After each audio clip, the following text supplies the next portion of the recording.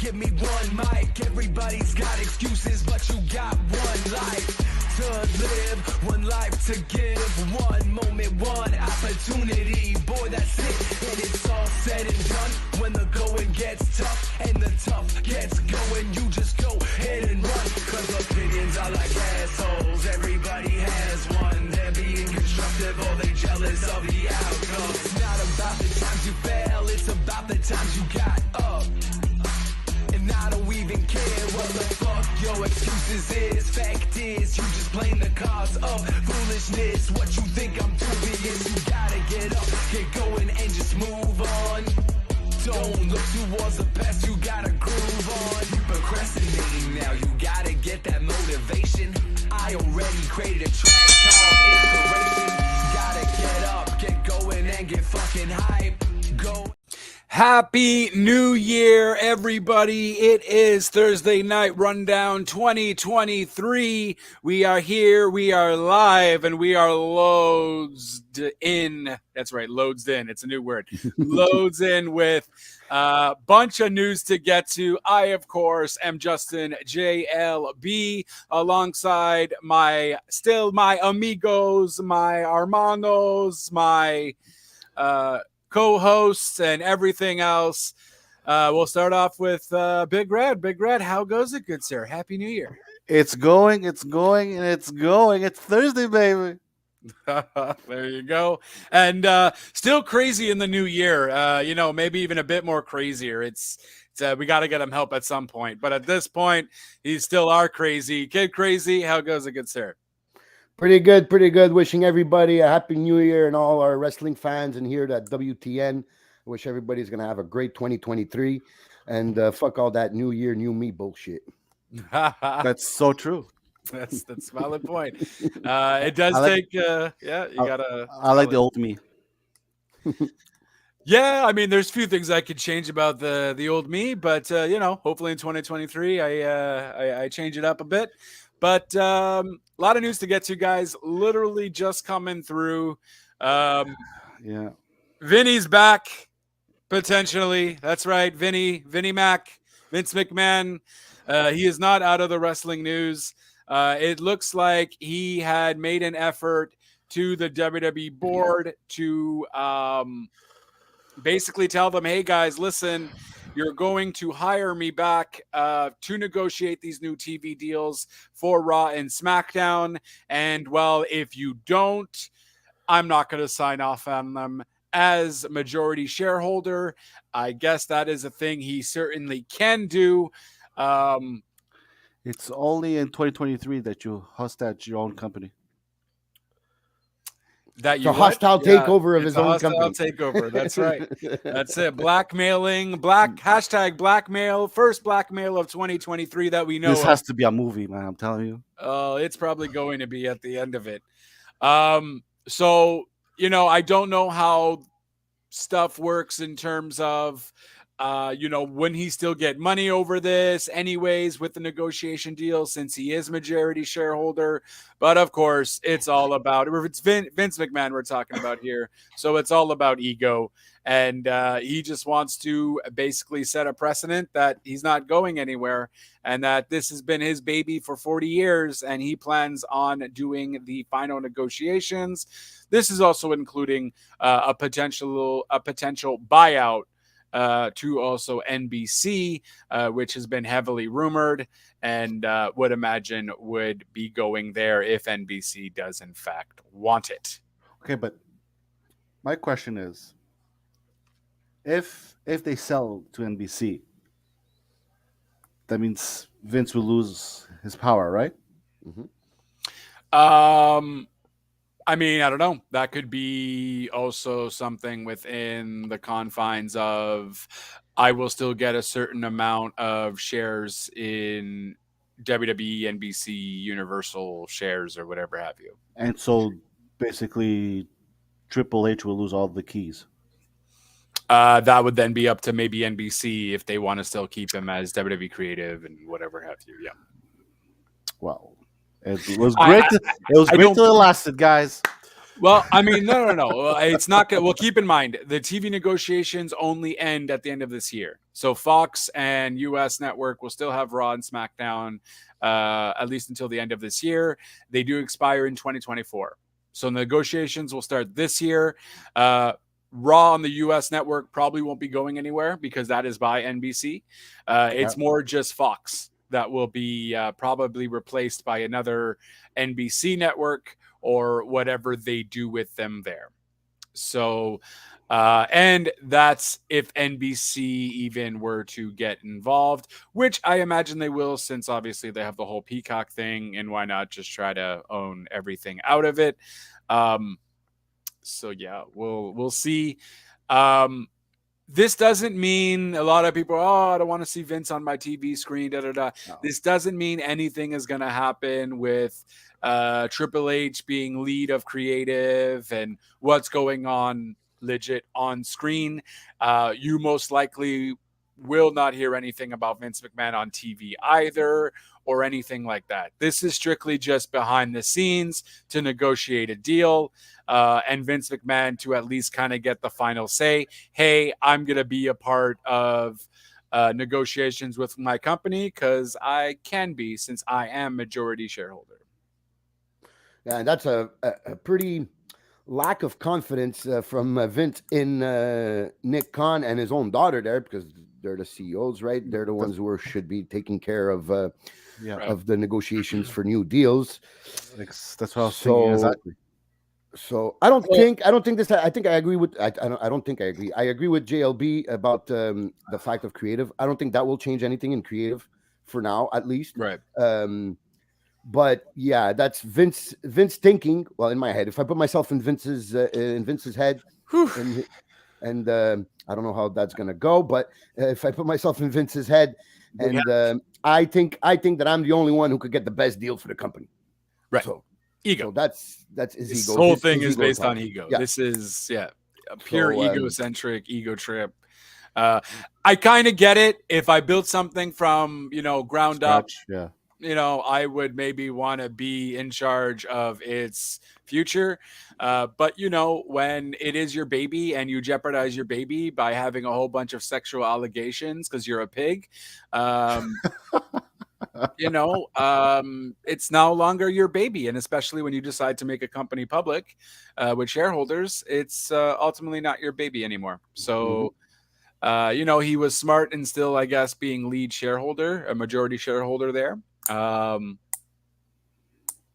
don't know. We'll see. Vince McMahon also made a press statement. So we originally got the Wall Street Journal article that just came out like 2 hours ago. And then literally, I don't know, like an hour later or something, Vince McMahon did come out with his own press release, which is weird because I was also trying to find out the actual original post of that press release. Me and Crazy were looking around here, but it does seem legit. All the reports are reporting it. My Facebook is full of only Vince. Oh, Jesus. Poor you. Luckily, I follow enough pages, non-wrestling pages. My Facebook is filled with the Idaho murders. That's what my Facebook posts are filled with. And to be clear, the press release that JLB is talking about here was Vince McMahon press release, his own press release that he gave out. We still haven't heard from the WWE side, from the board of directors. So I guess this story is still developing, but it's going to be interesting to see how WWE board of directors sees this. I'm sure some of them in the board of directors won't be too thrilled to have Vince McMahon kind of blackmail them into a corner here. It is blackmail. Oh yeah, it's blackmail. Yeah. It's blackmail, a bit veiled blackmail, but that's basically what it is. It's basically what it is. So it's going to be interesting to see their side of the story, if they're going to go along or if they might even fight this. It's very possible that they might want to fight this in court, but I don't know. It's going to be hard to win because, like JLB said, he has the weight of those controlling shares and controlling the vote for any big decisions. So And if anything, I would imagine that NBC or any other network who is going to be doing negotiations with them would want WWE to fight this, because at the end of the day, I feel like they won't go into negotiations with Vince McMahon unless they get a sweet deal out of it. Yeah. And that's exactly why maybe WWE board of directors now didn't want Vince involved, because it's also going to hinder the negotiation tactics that they can reveal, given, so we don't really know what Vince's motive is either. Maybe Vince's motive is to I'm going to fuck all of you guys over. And you're going to get far less for which is also going to mess him over too. So I don't know what's his play. But doesn't Fox give more money than USA Network? no, it's because they give. If I'm not mistaken, somebody can verify this, but if I'm not mistaken, I think it's the 250 million, the same as Right. USA, but it's a 2-hour show, so it's 1 hour less, and and it's on network. It's on network television, not on cable television. So Gotcha. Right. So visibility is also more. That's why their SmackDown numbers are almost always, well, not almost. They're always a bit better than the Raw numbers, is because it's available in more households. Gotcha. Thank you, Kid Crazy. And this SmackDown also got pretty high numbers because John Cena, obviously. So yeah, but John Cena probably was a big part of that. Yeah. And I think they did it good the way it started, and the way they rolled down the show, knowing that there was going to be a big audience for John Cena's return. Yeah, no, they definitely. It was a decent SmackDown all in all, especially with the whole Bray Wyatt scenario too. That was fun. Who the hell is Uncle Howdy? We actually see Uncle Howdy come out. No, it was a fun SmackDown. I believe Usos even had a match, correct, for the title? The 6-man tag, wasn't it? Well, 6-man tag. Let me see right here. I'll tell you. Looking through. Wasn't Usos with Sammy versus? I'm blank. Was that the main event? No, the main event was Cena. No, main event. Sorry, yeah, the main event was Cena. That's right.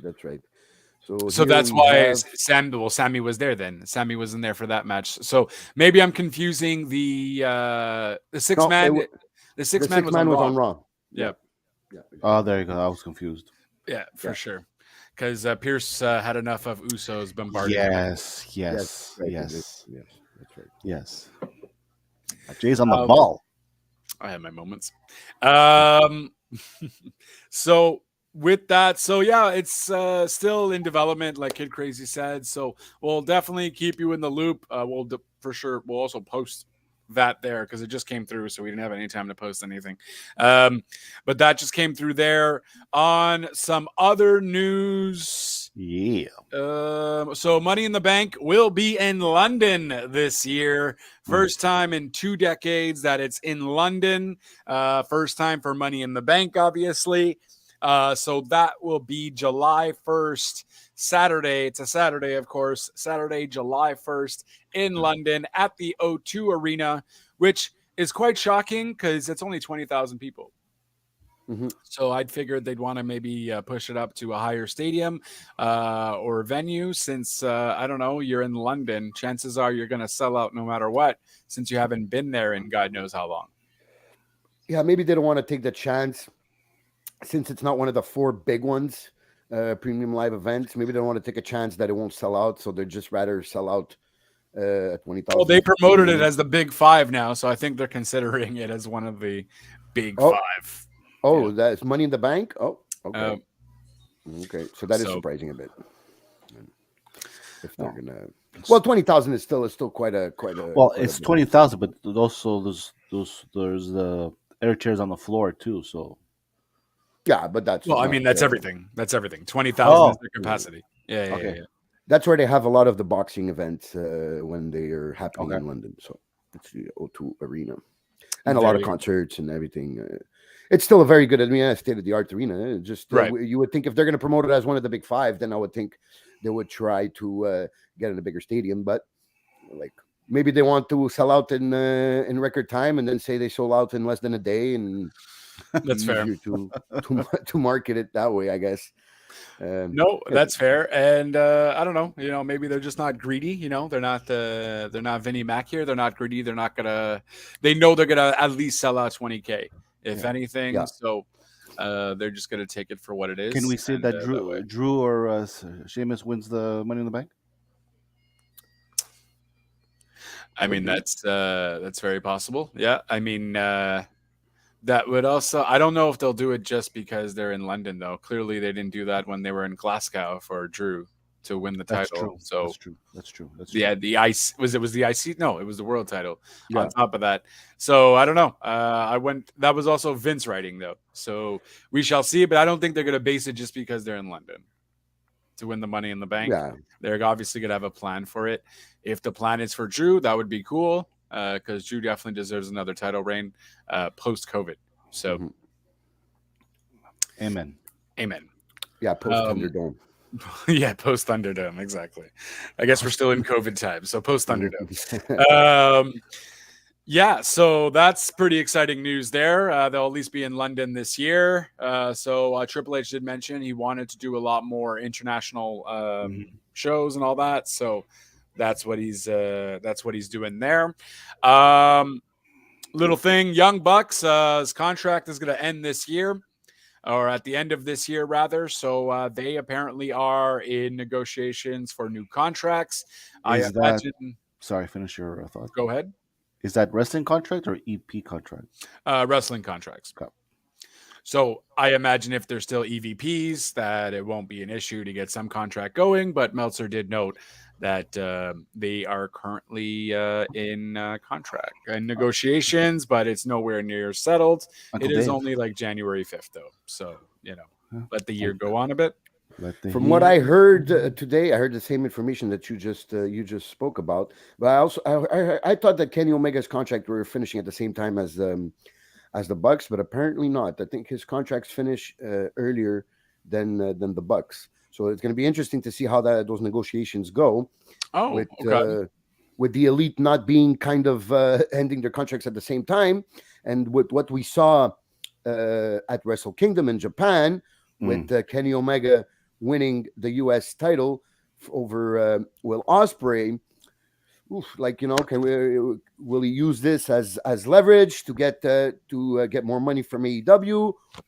Excuse me, or is he just literally thinking about just staying in Japan, where nobody will bite him?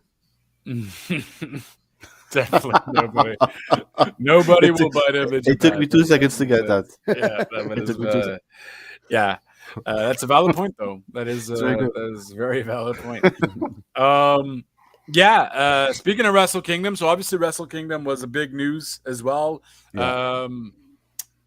So I only watched the Kairi Sane Kano match, which then we saw Mercedes Moné, or is that Moné? I think she pronounces money. Yeah. Whatever. I'm saying Monet. Okay, money. It's money, but I hear a lot of people saying Monet. Oh no, I've heard Monet also. I've heard times, Monet, money, but Mercedes money, whatever. Sasha. I'm not saying Sasha. I won't do it. So Mercedes Moné did make an appearance. She was looking fire. Pun is always intended here, because her hair was basically a whole flames thing with a bunch of different colors, all in white and red. She had she had a bit of blue underneath. It seemed to me that she was kind of burning the blue hair that she had before. It was white hot. It was white hot. I was more referring to her outfit there, but yes. Okay. So I didn't take that note, though. That is kind of cool that she was burning the blue hair. Mm-hmm. A lot of people are saying that it was also paying homage to Bam Bam Bigelow. Bigelow. So I was like, oh, okay, I guess I kind of get it, but I don't know. But I think that theory of her burning her old self or her old gimmick makes sense. Yeah. So that was pretty cool. She did do her first botch, though. Yeah. I heard about this. I I didn't see it, but I heard about that. by messing up the I guess she was finisher. going to do her yeah, she messed up her finisher completely. Kari took it like a champ though, and she just went down and was like, yeah, she still talks all right. You know what I mean? Basically mentioning that she's coming after her championship, IWGP women's championship, women's title. At I forgot the name of the pay-per-view, the event, but it's in the States. I know that much. Yeah, in San Jose. In San Jose, that's it. So, yeah, February pretty cool to see her there. 18th, I think it is. February 18th, if I'm not mistaken. Is it It's that a early? Yeah, that's a It's gonna be Saturday. It's gonna be the same time as the Chamber. Interesting. Oh yeah, okay. Maybe I'm confusing with Chamber, but I heard February something. I shall check. I kind of felt like it was a bit of a disappointment because of the rules. Because in Japan, the rules for the COVID rules are still kind of in effect, so they could, for the first time, they were able to scream the audience. I know it sounds Sorry, what? crazy. For the first time since the beginning of the pandemic, it was Right. the first time that the You're audience. right, February 18th. Oh, so it is on the same day as Chamber. Yeah. That the audience members were allowed to scream, but they weren't allowed to scream for too long. They were allowed to sing songs of the entrance teams, but for short periods of time. They couldn't keep their. Basically, what they have over there is you can't keep your mouth open for prolonged periods. They should So- they should do that for the people who work for the government of Quebec. So when I watched this this entrance of Mercedes Monet, it was kind of weird because I'm like, oh shit, she's not getting the reaction that I was thinking. I thought the pop was going to be big, but then I remembered about that, and I went to look into it, and yeah, that was the first time that they were allowed, but they weren't allowed to scream for long periods of time. They had Oh, is spotters. that an actual thing? Yeah. That's Yeah. why. There They have was only spotters in the crowd, so basically, if you're screaming for long periods of time, it's going to come and tell you to shut up. But Oh, so wow, okay. that's why there was only 20,000. at the Tokyo Dome, Yeah. I guess that means no. Was it because I think they had 75? No. They definitely for what the Wrestle Kingdom. I'm sure. No, it I was think they had than more. I think they had more. No, because when I was watching the Kenny match, Kevin Kelly said it's the first time that we only have 20,000 or something like that. I remember him saying 20,000. Oh, okay. Okay, but I think I heard. Okay, maybe I heard the last time it was both nights. Wrestle Kingdom was both nights, and together it was 70,000 people. So Night one was 26,085. okay, that's it. So Like like this week, like this one. Yeah. Oh, then I understood wrong. So Well, either way, I mean, it's still less than what you would expect Yeah. on normal times for the Tokyo Dome, but it's still. I think the crowd was okay, but I only got to see that part, and maybe a small part of the Kenny Omega, the beginning of the Kenny Omega Will Ospreay. It seemed like the crowd was like, okay, you didn't, but the Japanese crowds are always different than American crowds. They always like to appreciate the match more and be Right. less vocal. So Right. there's also the dynamic of it. But I felt with the botch and kind of that reaction from the crowd, I felt a bit disappointed for her. You know, like she wanted this big entrance. She came with her gear was perfect. Right. She looked like $1 million. She did. But I just felt that with the botch on top of it, like, I felt bad for her, you know. Even though Dax Harwood said this is a Fightful. Let me just make sure I have the source right. Yeah, Fightful was reporting that Dax Harwood said Mercedes Moné wants to be looked at like Austin and Rock. She wants to make a difference. Now that's not her saying that, so I'm not gonna bash on her comparing herself to The Rock and Steve Austin. But that's Dax, and I know she likes to have that look. You know, if like me and JLB were talking off air, she might be using her time in New Japan to use as leverage to get back to WWE with the money she thinks she deserves. Which I think what she was asking for was Charlotte and Becky money, and they didn't want to give her that. So it could be that. So I know she wants to portray that superstar look and that superstar Right. wrestle soul. So I was Right. kind of disappointed for her, but I'm sure that match would carry at in San Jose for New Japan. I guess it's their strong division, their American division there. Right. Is gonna be fire. So I think she'll have a chance to get it right. Yeah, no, I mean, I actually stayed up. Thank God it was like the first or second match of the night. I did also watch the TJP match just before. I thought that was fun. But yeah, thank God that was the second match because it was already like 3:45, and I was like, oh, Jesus Christ. But yeah, so thank God I was early. I enjoyed it. I thought it was cool. It was great to see her. I mean, she didn't do much. I wasn't expecting her to do much. And then that just also got me thinking with what we saw with Dynamite. Obviously, everyone's rumoring that Sasha Banks or Mercedes Moné or Money is going to be Soraya's partner against Britt Baker and Jamie Hayter. But we saw her pick Toni Storm. Is it just a swerve? We also did hear that, like you just mentioned, Crazy, that this might be just a ploy that she won't be signing with AEW, that this is just a ploy for her to get more money in WWE. So we really don't know with what's happening with that there. And I guess we'll find out at Dynamite, but it's now really leading a lot more now that maybe she won't be the mystery tag partner. It's Storm for now, but it's wrestling. That can always be written off easily. But and it could be that Tony Khan was just using the possibility of Mercedes joining them just to hype up and get more ratings and stuff like that. Is very but then why announce it like that? Do you just announce it like that because I don't want to screw people over when they're actually watching and people get disappointed? Yeah. Or is it still kind of a swerve for someone else? Which is very possible. Or it could be like you just said. He was trying to get her when they announced this mystery partner. He was trying to get her, but he wasn't able to get her. So he didn't want people to be disappointed on the day of.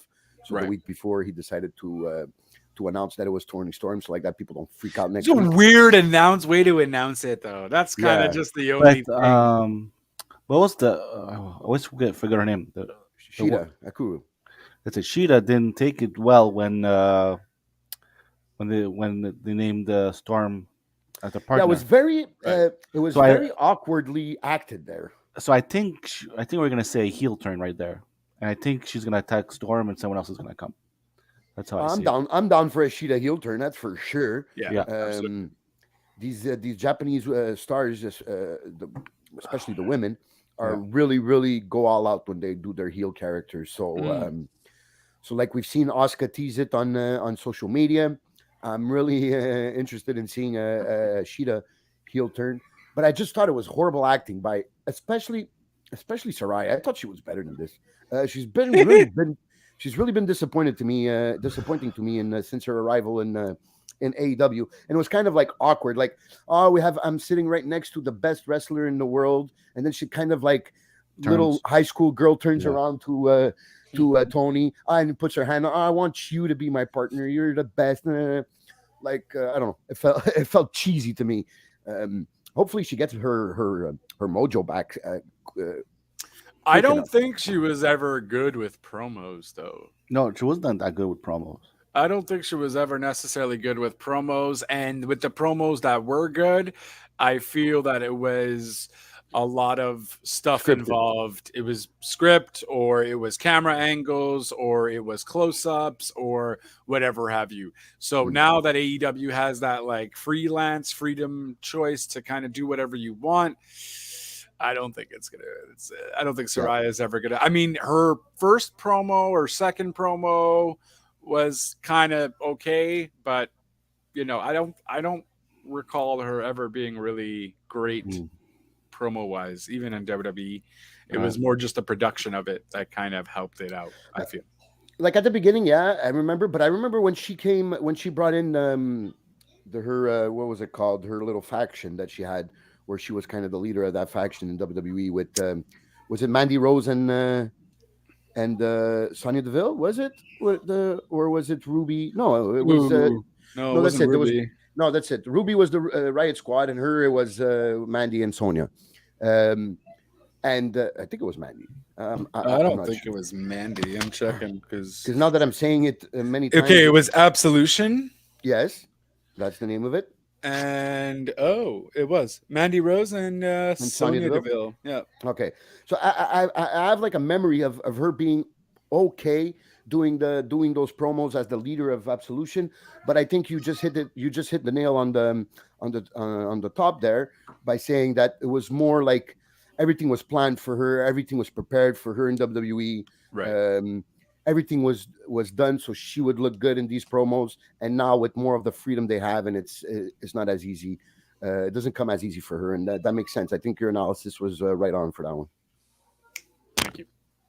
Thank you. Jay's on the fire. You know, it is what it is. It's 2023, baby. New year, new JLB. Always fuego. Always fuego. I'm like Sasha's hair on 100. Fuego. Yeah, on fuego. On fuego. There's a new slogan. That's it. Yeah, and I guess we can go to recap in terms of run down this. I guess we're kind of doing that though. Anyway, so we Wrestle Kingdom. I Yeah. didn't really watch anything else aside from the Kenny Omega match, which I thought was good. I don't know. I don't know, but I don't usually watch New Japan. So I know New Japan is definitely a lot different than obviously what we see in even AEW or WWE. So it's really not my kind of style. I have seen Kenny Omega matches in New Japan before. This wasn't my best Kenny Omega match, even with Will Ospreay. Uncle Dave gave it a So- 7-star. I don't give it a 7-star at all. Far from it. It was fun. I just maybe I'll like it more with the English commentary. I'll maybe rewatch it with the English commentary and see if I get more into it. I think that's a good idea because I didn't watch it, so I can't give my opinion on it.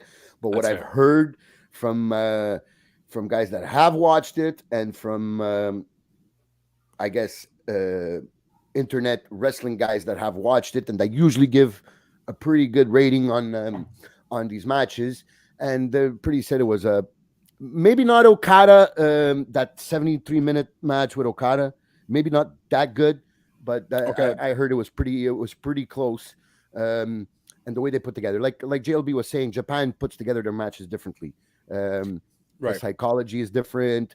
The put together is different. So I just saw the beginning, and right away I liked what I saw at the beginning, which was no what do you call those when they hook up, right? When the beginning of the Yeah. matches, Right. right away. This one didn't start like that. It really started with a Nope. V trigger right away. Try to go for the Right. V trigger, go for the kill. You know. So right there, it got me excited to see the rest of the match. How long was the match? Was it a 45 long? minutes. About 45 minutes. All right. Were you It was a more good impressed match. with Kenny in this match or with Will? Will. That's not the first time I hear that from today. What about you, So JLB? I feel Will. like I was more impressed. Well, I was more impressed with. I feel like I was more impressed with Kenny because Kenny did a lot more than Will did. Mhm. But Will took a lot. Well, he did take a lot, but that's the thing. So was Kenny doing the majority of the stuff on him? I don't know. I just feel like I've seen better matches from both of these guys Both. against each other and just in general. 100%. So I don't know. I feel like this match didn't do anything for Will Ospreay. Well, especially the fact that they Well, I mean, the fact that he lost, that's the sure. title, yeah. But I mean, I'm trying to find here. Apparently, the press conference promo that he did on, I don't know if it was the day before or 48 hours before, like basically the face to face with Kenny at the press conference. Apparently, he that's something I should go check out, or one of us should go check out. Maybe post it on their page. Apparently, that promo was fire from Will Ospreay. It's probably his best promo in his career. Oh, I didn't see that. Oh wow. Okay, no, I didn't. I'll definitely have to check that out. I saw the one with Kenny saying that something about 364 days. 364 days. That you're better. They basically said that Will, you're better They meet 364 Oh, days, but this but day, but this except this day. Okay, I got it. That's something Kenny would say. Yeah. now I don't know if it was before or after because I didn't watch the video. It was just I saw the text. And it was a bit weird also with their because them they do the press conference, the post show. Mhm. Well, it can be called post show because it was literally during the show. They do the press conference during the during their pay-per-view. So they had to so when Noah, to put everybody in context, Noah is another promotion. Well, no, I saw them do that. I didn't notice they did that here. Okay. So Noah is another promotion, like a competitor promotion in Japan, and apparently they invaded the press conference and they started attacking one of the factions that was speaking. So I'm not sure who it was. So they were probably going to have an invasion angle here with Noah invading New Japan. So Okay. that seems good.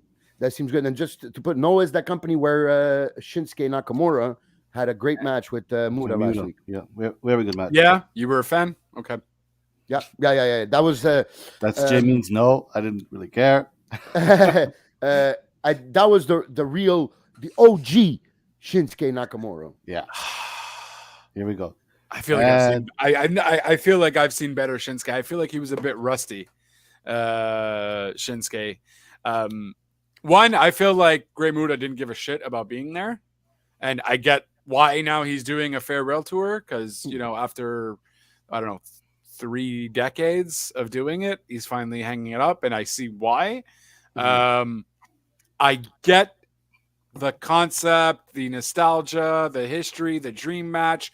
Cool, down for it. So that's why I enjoyed it. But yeah, it was okay. It was an all right match. I've seen better Shinsuke though. Shinsuke matches too. Well, yes. Well, we have to put in consideration who he was fighting. Also, For sure. if I'm not mistaken, he's over 55 years old. But I just want to confirm, so I'm not just saying anything here. Here we go. He's not 62. I'm not about. No. He's like 54, I think. I would think, yeah. I was gonna say 58 or something, but I'm gonna check here. So 60. He is 60 years old. Yeah, 60. Damn. There you go. 60 years old. So we have to put that All into right. consideration. All right, that's fair.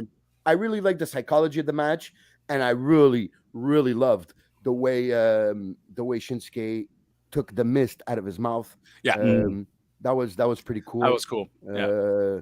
So that's why I liked it. So that was good storytelling. I enjoyed that. I guess just wrestling wise, I was like, but I mean, considering he's the guy's 60 years old on top, so there's only so much you can do. So yeah, that was the promotion Noah, and that's the same company that invaded the NWGP. New Japan Pro. You got it. NJPW? NJPW, New Japan Pro Wrestling. New Wrestling Japan Pro. Shit, don't give me no Scrabble points there. Jesus, no, definitely. No Scrabble points for you. God damn. But yeah, so that was them. So I'm excited to go see the Will Ospreay match with Kenny. And obviously, which I think was very hard on them to finish it off, but I understand it's your world title match, but that must have been hard for Okada and Jay White to follow up a Will Ospreay Kenny Omega 45-minute match. So right. I'm excited also to see that match. I haven't seen I haven't seen yet. That I definitely would like to go check out as well. So I really like Okada and I really like Switchblade also. So and it seemed like it was a fun match also. The day after, which I'm guessing it was today. Okada tag teamed with Omega. Oh, okay, that's interesting.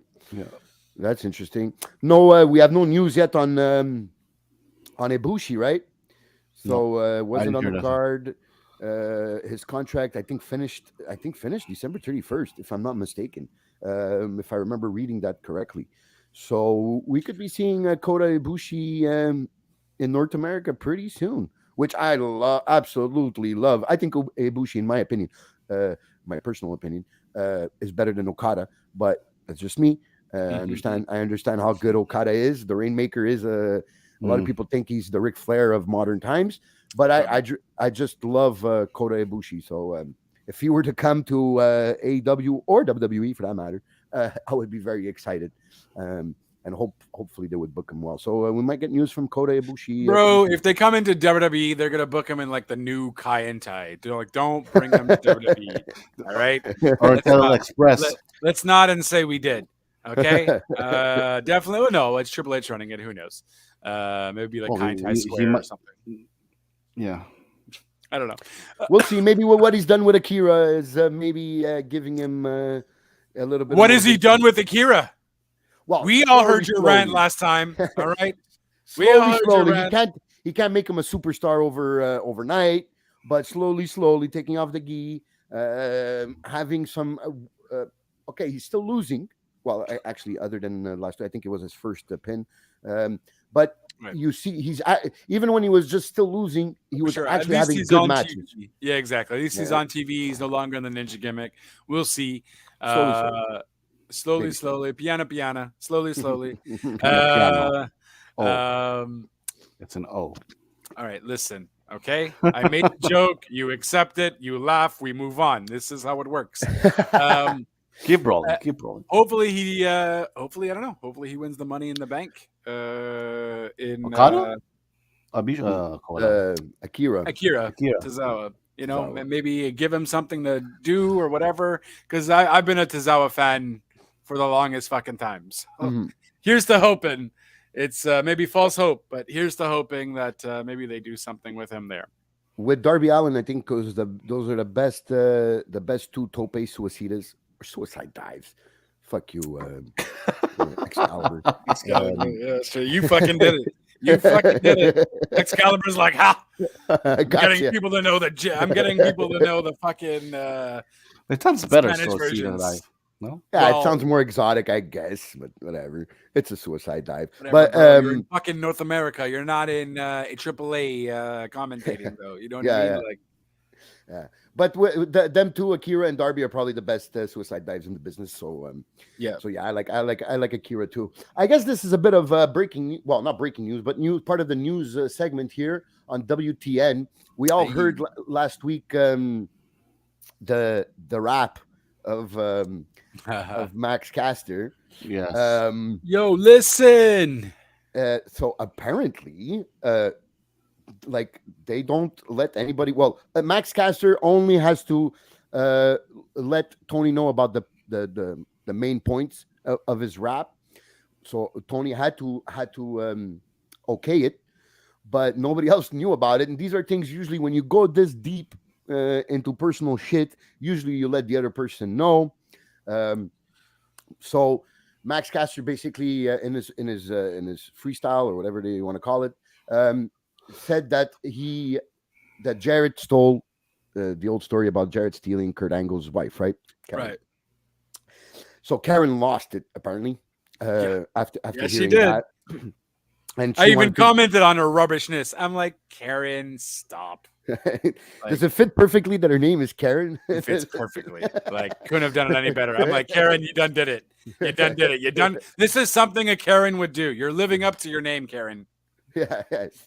And she and look, I get the annoyance, and I don't want to seem misogynistic or whatever, and I get the annoyance, and you know what I mean, and her mentioning, look, we already kind of broke up, but then her being a petty about it and saying, oh, but she cheated with Kurt Angle cheated with dropping Dawn names Marie. here and there, Dawn Marie, Kelly, and all this. And I'm like, well, there you go, Karen. You done did it. You got sympathy for like maybe half a sentence, and then slut shame those other girls.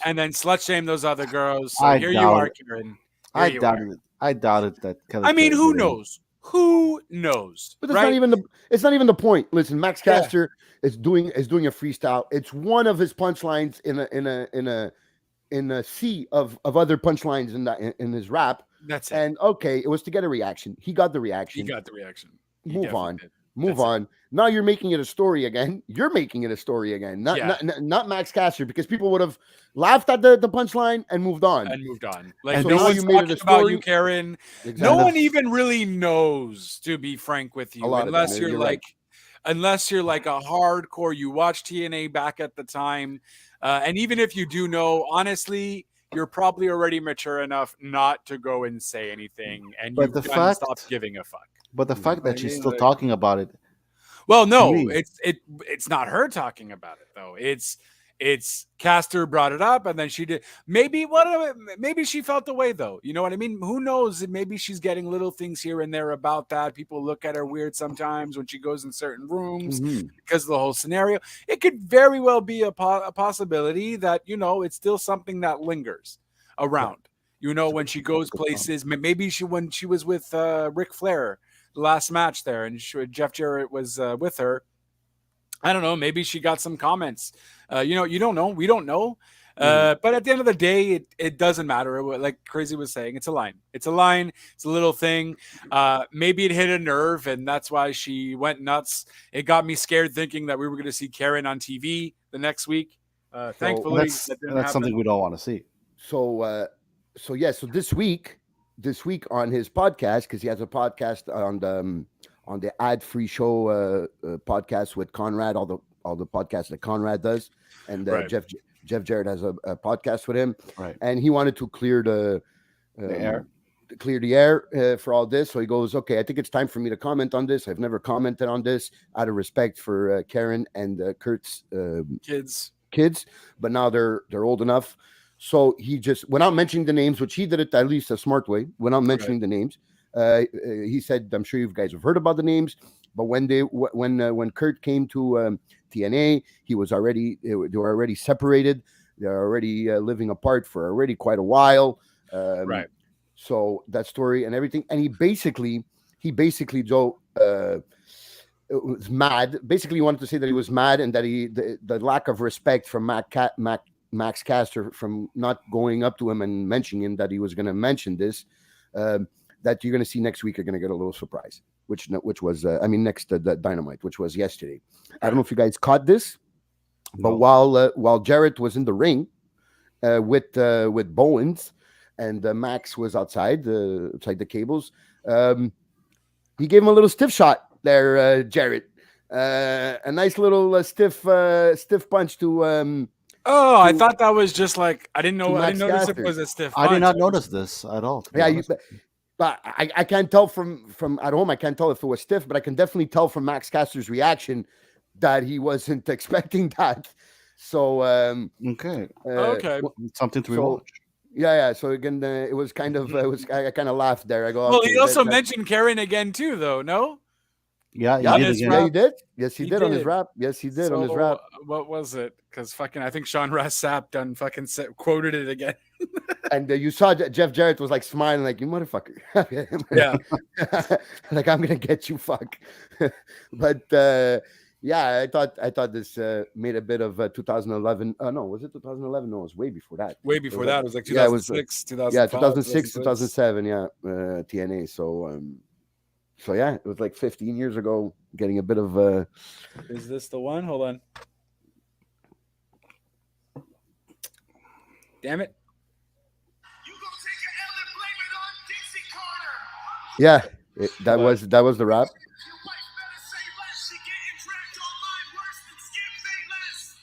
I don't know who Skip Bayless is, so I totally. It's because Skip Bayless is a sports commentator. He has a show with Shannon Sharp, like a talk show, a sports talk show, and on Monday was it Monday? On Monday during the game, where shit, yes, where the guy collapsed, he kind of tweeted after, like, oh, how they're gonna restart this game? Tweeted.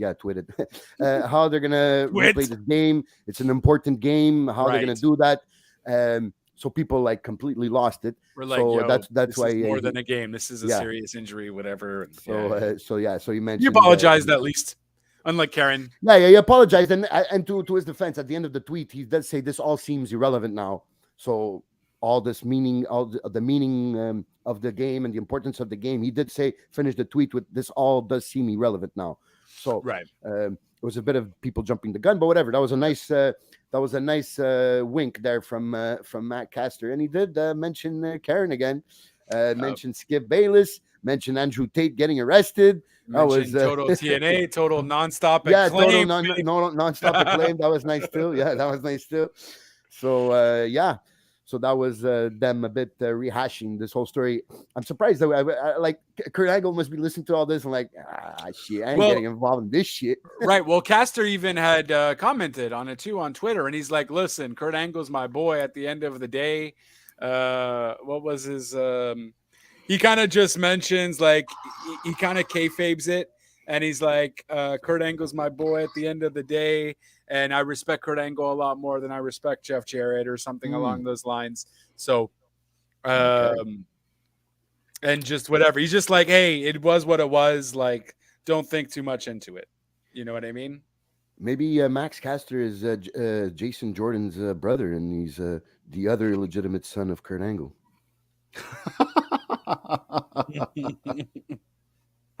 I'd be down. I'd be down.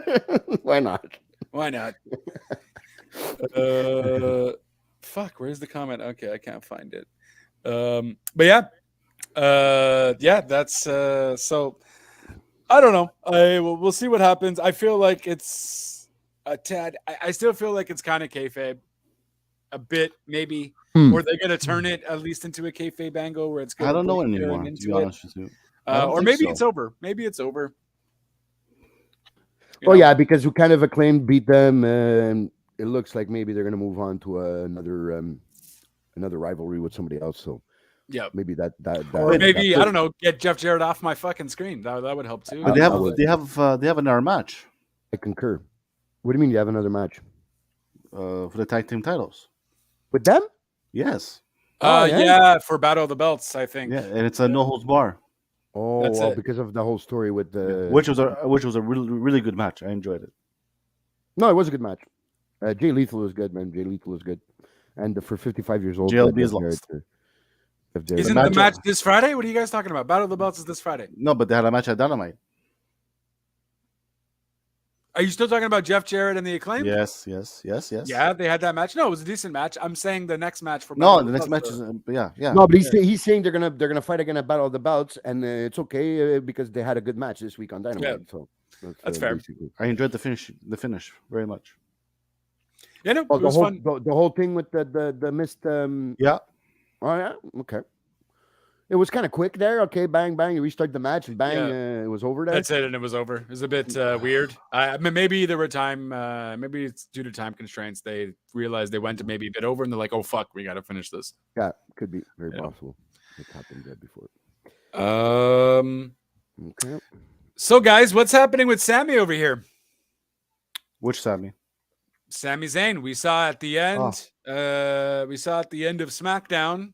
That Sammy kind of maybe was responsible. He took the pin, he took the L so Cena obviously took the W, pinned Sammy, and Roman seemed a bit disappointed. Are we finally going to see the demise of the bloodline now? Or what do you think is going on? Because Roman didn't look too happy, obviously, but because this is Roman's first loss in a long time. Yes, but he didn't get pinned. So but he didn't get pinned. So no. They got to keep that going for sure. But it's still his first loss in a long time. They're going to use this. They're going to use this as to start planting the seeds for them to attack Sammy, which I think is what's going to happen. I thought maybe it was going to be Sammy that was going to turn on them, but it looks like it's more and more likely that it will be the bloodline turning on Sammy and probably Kevin coming and save Sammy. Are we going to see Sammy versus Roman? I think there's a strong possibility of that. I think you're going to see maybe KO versus Roman in defense of Sammy. They're probably going to injure Sammy or something. I unfortunately don't see Sammy in the main title picture. Well, he's hot now. Yeah, but I don't think. I could see it happen at Chamber. Sure, because of Montreal or whatever, but I just don't see him winning, right? So I don't see it. I see. But that's the whole point. The whole point of you selling tickets is like, hey, who's going to beat Roman? You know, Sammy is not going to be. I mean, I guess unless you never know. It could be a Mankind story all over again, huh? Yeah. I mean, that's fair. It is in Montreal. They can do a thing.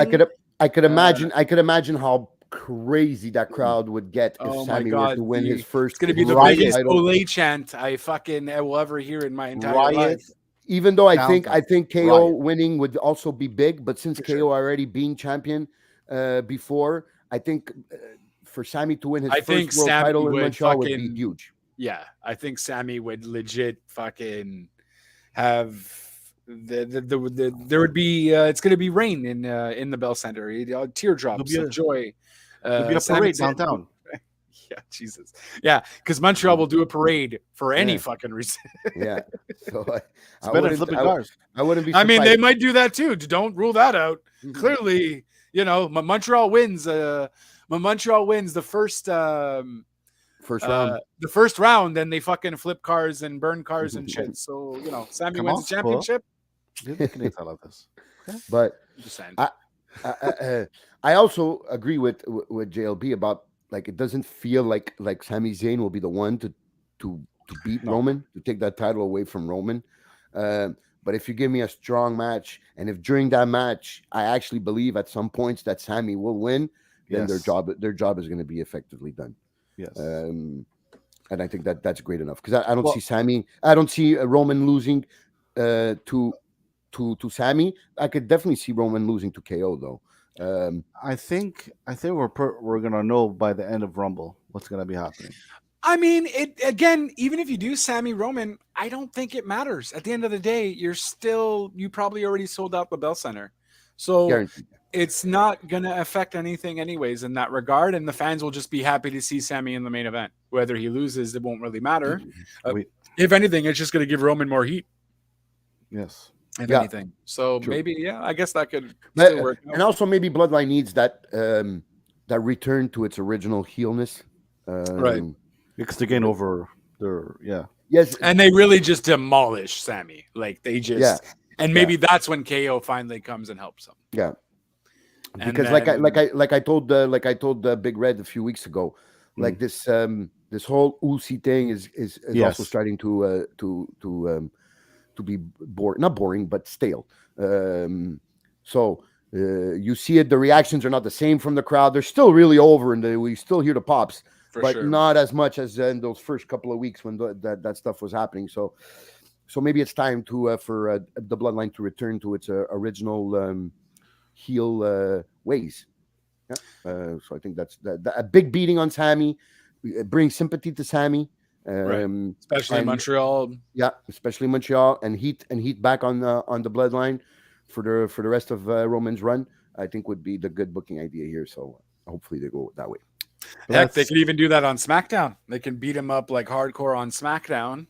Yeah. Because that's also in Montreal too. So that would Yes. still create. But before that's the Rumble, and you guys can watch that at 95.15 Oshalaga with all of us At the Rumble Bash. at the It's Rumble got a point. Bash. It's got a point there. 95.15 Oshalaga, guys. So what do you guys think of Bray Wyatt opening SmackDown and that whole Uncle Howdy kind of That confused me. turning More- on Bray there? I got lost. Or I was was that like, Why even did a it turn? confuse you? because I thought Uncle was with Bray. Well, I mean, he is. He just wants Bray to be evil, right? Mhm, So mhm. keep in mind, I'm still under the assumption that Uncle Howdy is just in Bray's head. Yes, we see a legit person being Uncle Howdy, which rumored to be Bo or rumored to be Vincent. We shall see. These are the two rumors. Vincent is Oh yes. Virgil. No, no, not Virgil. Definitely not Virgil. No. I was like, what the fuck? This Fucking guy hell. made it back? Vincent. No, is, it's I think it's Virgil. someone from I think he's because I was discussing this with my other podcast there. It's someone from ROH. If you take a look at him, Yes, Vincent. He was with Marie and her husband. And then I Googled Canellis that. and Yeah, they attacked. Matt Tavern. No, his name is Vincent. They attacked the guys from TNA. Yes, Vincent. If you see his face, you're gonna know who it is. he's almost looking. He's Rob Zombie. Kind of looks like his real name is Vinny Marcigia. I don't know if that helps you, but yeah, I don't know. He was Absolutely not. Ring of Honor. He was like a Ring of Honor star for a hot minute. Check. I'm just gonna do ROH here. Vincent. And it should Yeah, just put ROH Vincent and you'll see him. Oh, is he that guy with with the white eye and the mustache. A bit. Let me see. No bueno. Just Google him. Oh, this guy. Yes. Yeah. Okay, now I've seen him before. He was in TNA as in what was it called? No honor. No honor no more. Honor no more. Honor no more. Okay, yeah. Okay. Now I know who it is. Okay, there's rumors that it might be him too. Oh, Yes. Yeah, so I heard rumors of that, or one of the people is part of that stable there as well. I mean, cool. I guess you don't really need a huge pop for who Uncle Howdy would be, because at the end of the day, you won't you're know still who he is. building. You won't know who he. I mean, not that you won't know who he is, but also, what would it change? You don't need the fans to pop for who it is, anyways. He's a No. heel team, so. But a little pop would be good. Well, it wouldn't be good. It'd be cool. Well, I mean, I think people are gonna pop anyways, though. It won't matter who it really is. It would be better a pop while knowing who it is. Yeah, but I don't think Bo is. I think Bo, the fact that I don't know, Bo will really get a huge pop. So I feel like some people might not even remember him.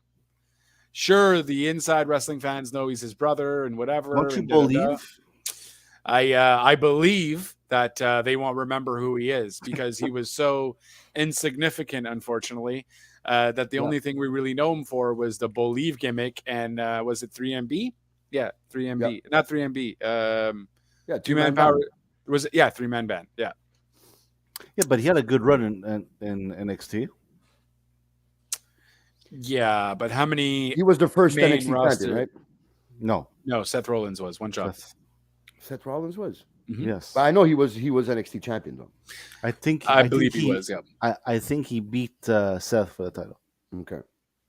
I remember seeing that Yes. and then like completely dropped the ball. But here when it comes to Uncle Howdy, I think JLB's right also here. It's not really important who he is, it's how they portray him. I don't agree with the fact that it's JLB thinks it's part of still Bray's imagination. I think this is going to be his own person, his own character, especially seeing that they came out with a completely different entrance team, right?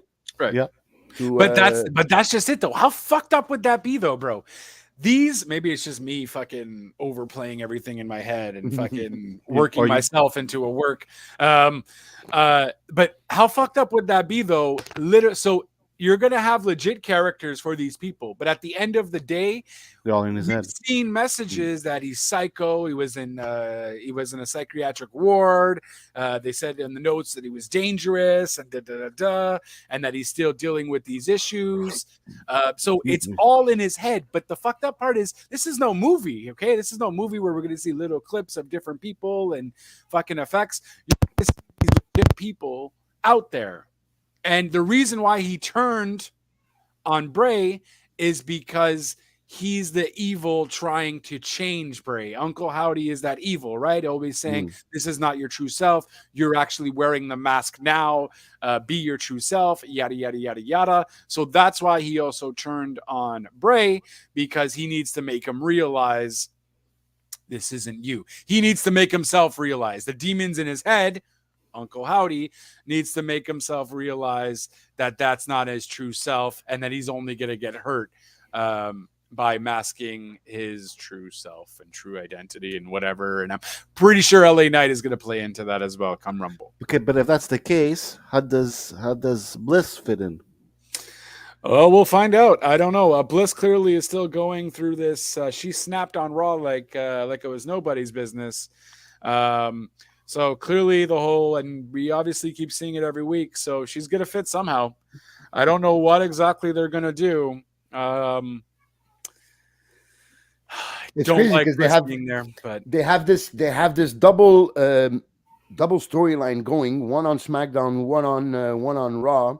And they don't interchange. So Bliss is never on SmackDown and Bray is never on Raw, and all revolving around Bray. So it's pretty smart way to do it because you're keeping Bray relevant every single show that you put out there, and at the same time with this parallel storyline, you're making Bliss interesting again. Her being in the title picture was cool. They were having a good match. Okay, she snapped. Obviously, I think this is not the end of Bianca and Bliss. Right. We'll be seeing more of Bliss, which after her match when what's his name Saxton caught up with her backstage. She said, "I think Bianca now understands who's the real danger here." I'm paraphrasing, but it was kind of the feel that I got from that. So I find it cool, man. I find it cool, and I think LA Knight on SmackDown played it perfectly. When he came down to the ring and he saw him give oh shit, like now he's really starting to believe, because he still was one of those like JLB. He was still thinking Bray was Uncle Howdy. So so now he's like, oh my god, and then he attacks. I think it's done perfectly, man. Props to them. I don't know if they're spending a lot of time on this, and that's why some other storylines are lacking, but this one is working. Is it only me? Yes. But don't you guys love LA Knight? Yeah. LA Knight, I think, is fantastic. I enjoyed him in NXT. He's definitely championship material, though, like world championship material. Yes, he for me is. I do enjoy Austin Theory maybe better in the ring. That's because I feel like I haven't seen an LA Knight match in a hot minute, but I do remember his NXT stuff being pretty fire. He can literally be the face of the company, though. I've always loved LA He's Knight. got what they call the triple factor. He's got the looks, he's got the promo skills, and he's got the in-ring abilities. Even when he was in TNA, I loved him. Eli Drake, right? Eli Drake, yeah. I really liked, and thank God they brought him back to LA Knight. Yes, and I think he was the right choice for this first feud. It's working out. It's working out perfectly for him.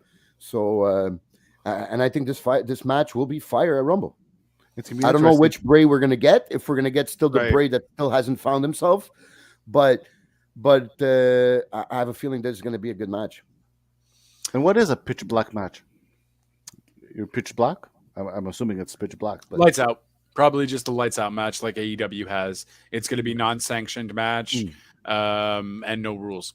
And that's where I guess we're going to see more characters come out? I would imagine so. And who knows? It might even be a cinematic match.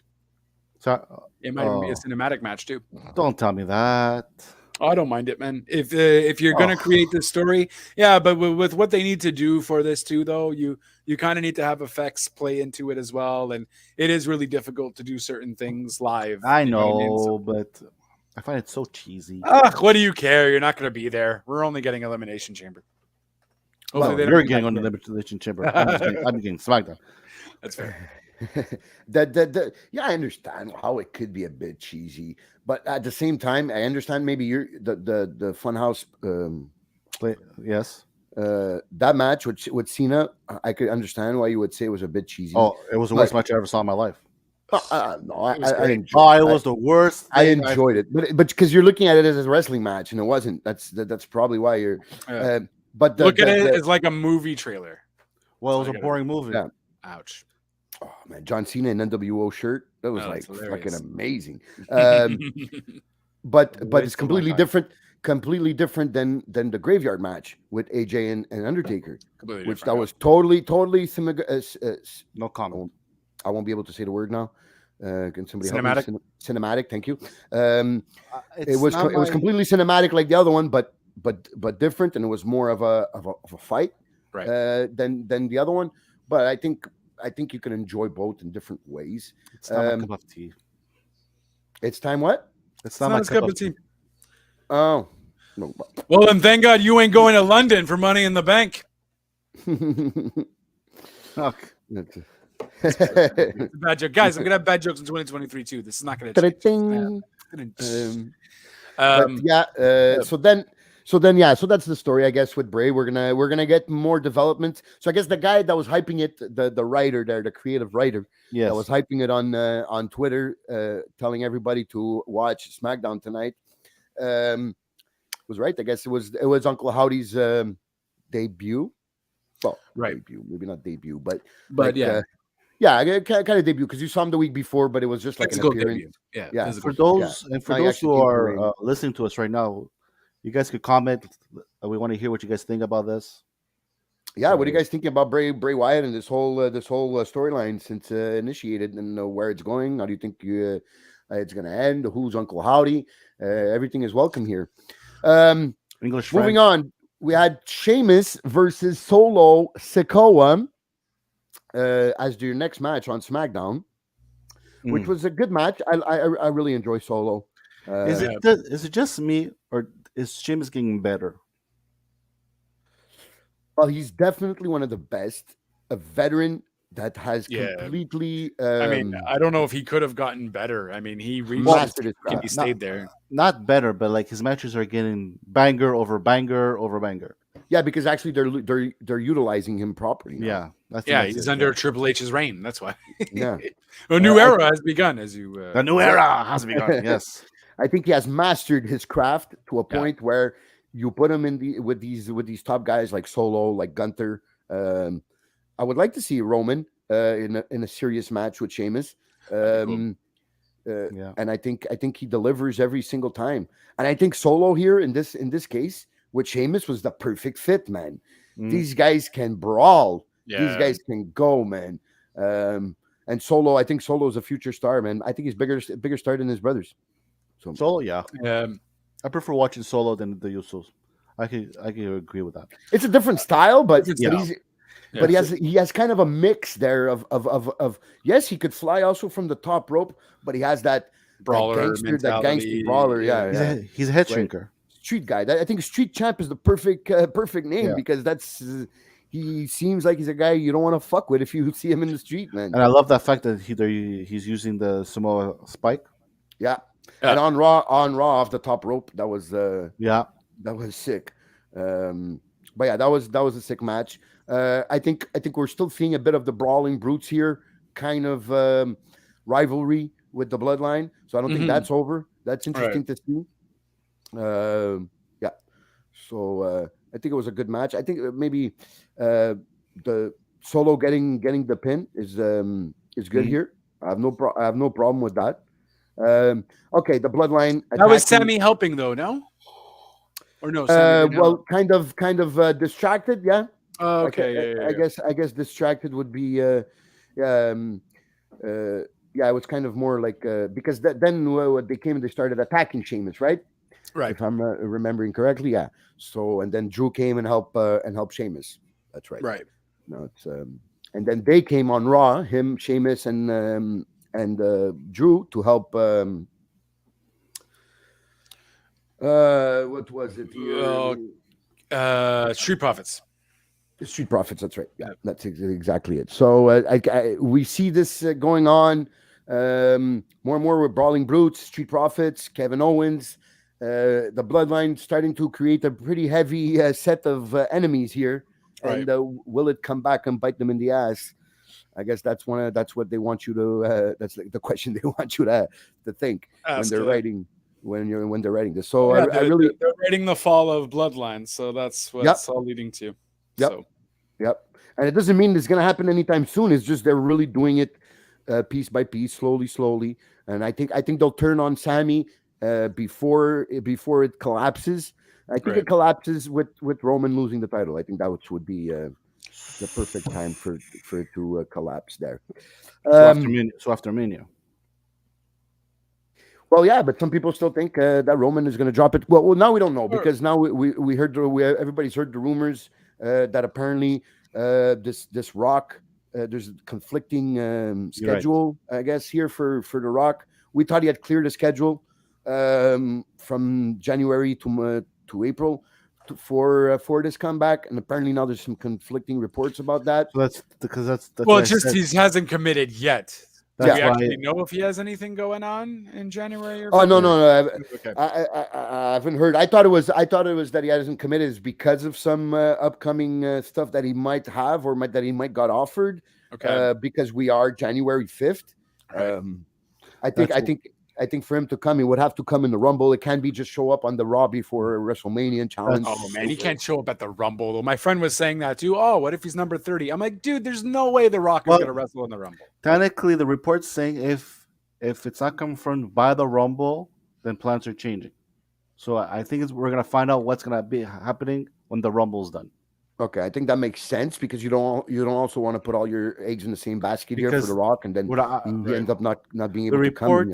reports I read, and I think I told this to Kid Crazy last podcast, is that the plan is for one night, Roman versus Roman I'll be versus back. Give me a sec. yeah, it's Roman versus Rock on one night, and Seth versus Cody for the other night and for the other title. That's the plan. If So the Rock comes, that means they would have to take away the title from Roman. that would mean that he's gonna drop the world title. Okay, that kind of. And that's I always thought that Roman versus The Rock didn't need to be a world title match because then that puts a lot of constraints on how to book it. right. Because Roman then after is stuck. Probably you don't want to have The Rock champion again, especially Well, knowing that see, he won't be there. right.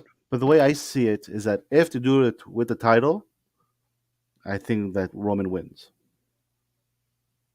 Yeah, I think there's no doubt Roman wins. If it's for the title, I think there's no doubt Roman wins, and that's And why I think it ties their unless hands in the book. and unless if they make the Rock win the next night, there's like they present a new title and they do a tournament, and the Rock just drops it.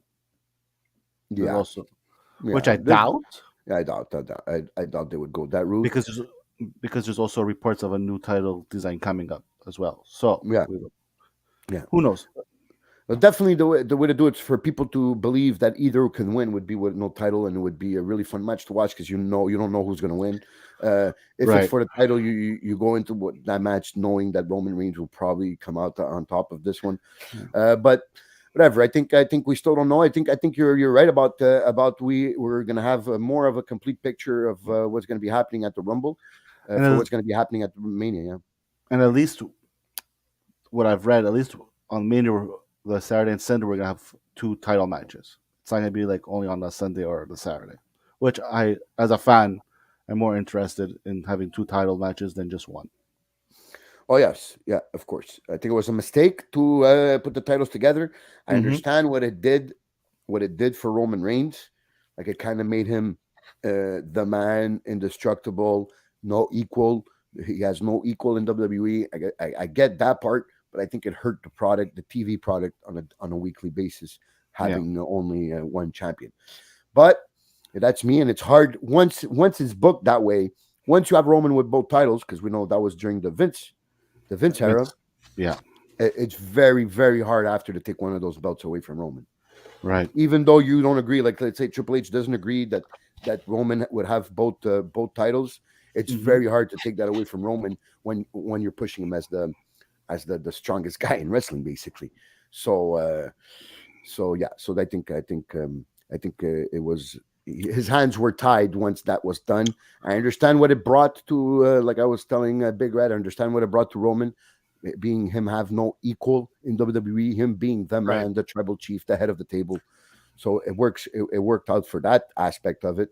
Well, I did mention to Red when we did our resolutions of 2023 that one of my resolutions is to definitely split the titles before Mania, though. Mhm. I don't want this to drag on. Which You is gonna definitely happen. need.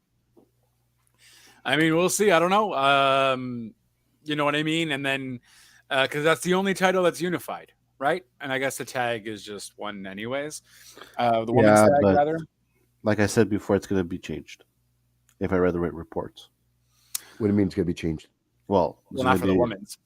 No, what I'm saying is that, like I said to Kid, that that Roman's gonna drop the world title. But where did you get this report to? Because so you weren't there, you were off air. Yeah. The report is that if the if the Rock doesn't show up at Rumble, if he does show up, sorry, it's supposed to be Rock and Roman for one title, and Seth and Cody for the next title. But they'd have to get a title, like I was saying, they would have to get one of those titles away from Roman. How could you do that when How would you? And it's lose? so soon on top of that. You know what I mean? Like, unless you do Roman fights both nights, sort of or thing. They make a deal where Roman fights both nights. Kind of you de-unify it. The Rock doesn't need to be part of that, though. Don't The tell Rock, me this. Tell them that. Yeah, I agree. We what we've said. I prefer a Roman the Rock match to be a non-title match. I Absolutely. definitely, because I'm going into that match. I have no idea who would win. If Roman is champion, I have no doubt in my mind Roman is winning. So Yeah, why would you give it to The Rock just so you can drop it? You know what I mean? Yeah. This guy doesn't have So- a wrestling. This guy's not going to be. John Cena doesn't even wrestle that often. You know what I Yeah. mean? Like The Rock certainly won't. no, So yeah. Hey. So it doesn't. It doesn't. It wouldn't make sense. Payoff wise to have that match for a title. Right. So that's why I think maybe at Rumble or Elimination Chamber you see the Roman drop those titles, or at least one of those titles at one point and the other one at the other point, which I don't know because they haven't never defended been defended separately since Roman is champion. So I don't see Right. how they would go about doing that now out of nowhere. But I guess we'll have to wait and see. And we could always get surprised. We could always be surprised because listen here, segue. We were in the next match. We had Raquel Rodriguez versus Ronda Rousey, and Yes. which was a pretty good match. And then the return of the Queen from Queen City, North Carolina, Charlotte, looking good. Coming back and Ronda challenging her to a match. They had a match. And I mean, clearly Flair had the Flair in the Bank Championship. You know what I mean? It was It was, It the was best a part of thing the, that- it was the best part of the episode. I don't know if you guys heard about this, the rumor about why this all went down. No. no, I have not. Because It was news to me. I heard it on I heard it on a few podcasts, but I don't know if they were just speculating or if they had heard that somewhere else. But apparently it's because she refused to go down for Bex. Ronda this? And yes, and so that's why they took the belt off her. So they brought back Charlotte and they put the belt on Charlotte because Okay, Ronda so didn't want to. Ronda refused to lose to Ronda Beck? refused to put over Becky. Also, that means there's Well, some, why would they fight? Well, when Becky apparently when Becky was coming back, Okay. their intention was to bring Becky on SmackDown and have her challenge Ronda for the title. Oh, And since Ronda refused, and they thought they had nobody else on SmackDown for Becky, so right. you got to put Becky on Raw where she's facing the top people. Bianca. So Yeah. once she refused to put over Becky, then you can't take the belt off Ronda right away. You got to build it up a bit. Right. Nobody else can take it off on the roster on SmackDown roster. Then having Charlotte come back, I was surprised. I was very surprised. I know we've been complaining about like where the fuck is Charlotte for a while. Like you got married, you went on your honeymoon, and now it's been like 6 months since then, and still no news. Bang, you bring her back and you put the title on her right away. That was a crazy reaction, crazy Big pop. I think her going into the crowd looked good. So that means she's face. Well, it looks Yeah. like it. Right. It looks like it. So, Until until she she says isn't, I something guess. wrong. Yeah, exactly. Yeah. Until she isn't. We'll see. I guess with the first promo tomorrow. I guess that would be the. We'll Yeah. see how she if it's the heel Charlotte or if it's the face Well, Charlotte. is she gonna have the feud with Ronda? I don't know. I guess we'll I see don't know. tomorrow. I don't know. I would expect them to give a rematch to Ronda because Right. she just had fought a match, a pretty hard fought battle against Raquel, a pretty big and strong girl. yeah, I woman. missed that though. Why did she end up accepting the match? Charlotte. Well, said because something. Charlotte basically comes out, so you hear the Charlotte gets the crazy pop, and then Ronda goes, "I'm not that tired. It was pretty easy this fight. I'm ready to give you a match right now. I'm ready to kick your ass right now." And she's like, "All right, to do this." And then it was over. Like it was. It was kind of like Ronda's ego Mhm. making her lose the title. I guess that's the way they're playing it. Okay. I would think we'd have some answers tomorrow about that. I don't see that just like bang, it's over. I could see a back and forth here. Maybe another match at the Royal Rumble, I guess, would be what you want to sell here. But with definitely with Charlotte keeping it. And we all could watch it at 95.50 No Shalaga. That's very true. That's going to be a fun night. You guys have nowhere to watch it? Come on down. It's going to be a fun Rumble Bash. We have everything you need there, including a decent screen, a big screen as well. Food, So it'll be a good drinks, time. nice TV, Good company. good company. So you guys are all Hey, more you than know, welcome to decent come to company, Rumble. decent company, not great Decent company. Yeah, decent. yeah, Well, if JLB's out there, Stop it's a tooting great your own company. hoot. Yeah. Well, you I wasn't know, talking- I wasn't say talking about you decent guys, I was because talking about me. when you make fucking claims that Dan fucking Housen is the worst wrestler in 2022, then you know what? He's not wrong. Your company is no good here, sir. God damn it! When I heard that, you're lucky I wasn't on that episode. Dan Housen. Oh, you're He's not mocking wrong. was on He's point. not- You don't like the Miz. Your opinion does not count for the best. And I like worst the taste. wrestler, okay? What do you want, man? I'm not a big fan of Dan Housing. I didn't know him before, so I didn't have the I mean, privilege. me neither, but I just fucking instantly loved him. He has great social media presence, and him and Hook was gonna be something pretty decent, but didn't end up working out. Yeah, they dropped the ball on that. I don't know Yeah. if Yeah. The they perfect dropped odd couple. the booking dropped the. But now I guess he's just a filler in here with those guys there. I just forgot the faction that's those fighting Best friends? with the best friends. Yeah, the best friends faction. He's always just there. Seems like they don't have nothing for him. Okay, He's never he's never in a match, or if he is, never in a decent match. Question: Danhausen. What does TBH stand for? To be honest, And W? TBHW. No, because I'm just reading a tweet and about what's happening with Vince McMahon, Okay. and BR reports what's happening, and Vincent's grandson wrote TBH space capital W. I guess, to be honest, win. I don't know. I don't know, but TBH Space. is usually to be honest. Yeah, to be Okay. honest, and then space, and then W. W? Well, I could send it to you guys. I mean, a there's W no- could be anything. and then nothing, and then nothing else. No, I'll send it to you guys right now. All right. Well, Oh, that's there we go. weird. That's kind of out of context there. I sent it to you guys. Yeah, I just got it. Let me see. We'll see this right Vince now. McMahon plans TBHW. Maybe to be honest, it's a win. I guess I don't know, That's what I was thinking. It's a win. but I mean, I don't know. I mean, W could be so many things. So I think he didn't finish his sentencing. I don't know, writing his sentence there, and he accidentally pressed enter. That's Not lo- sure. maybe.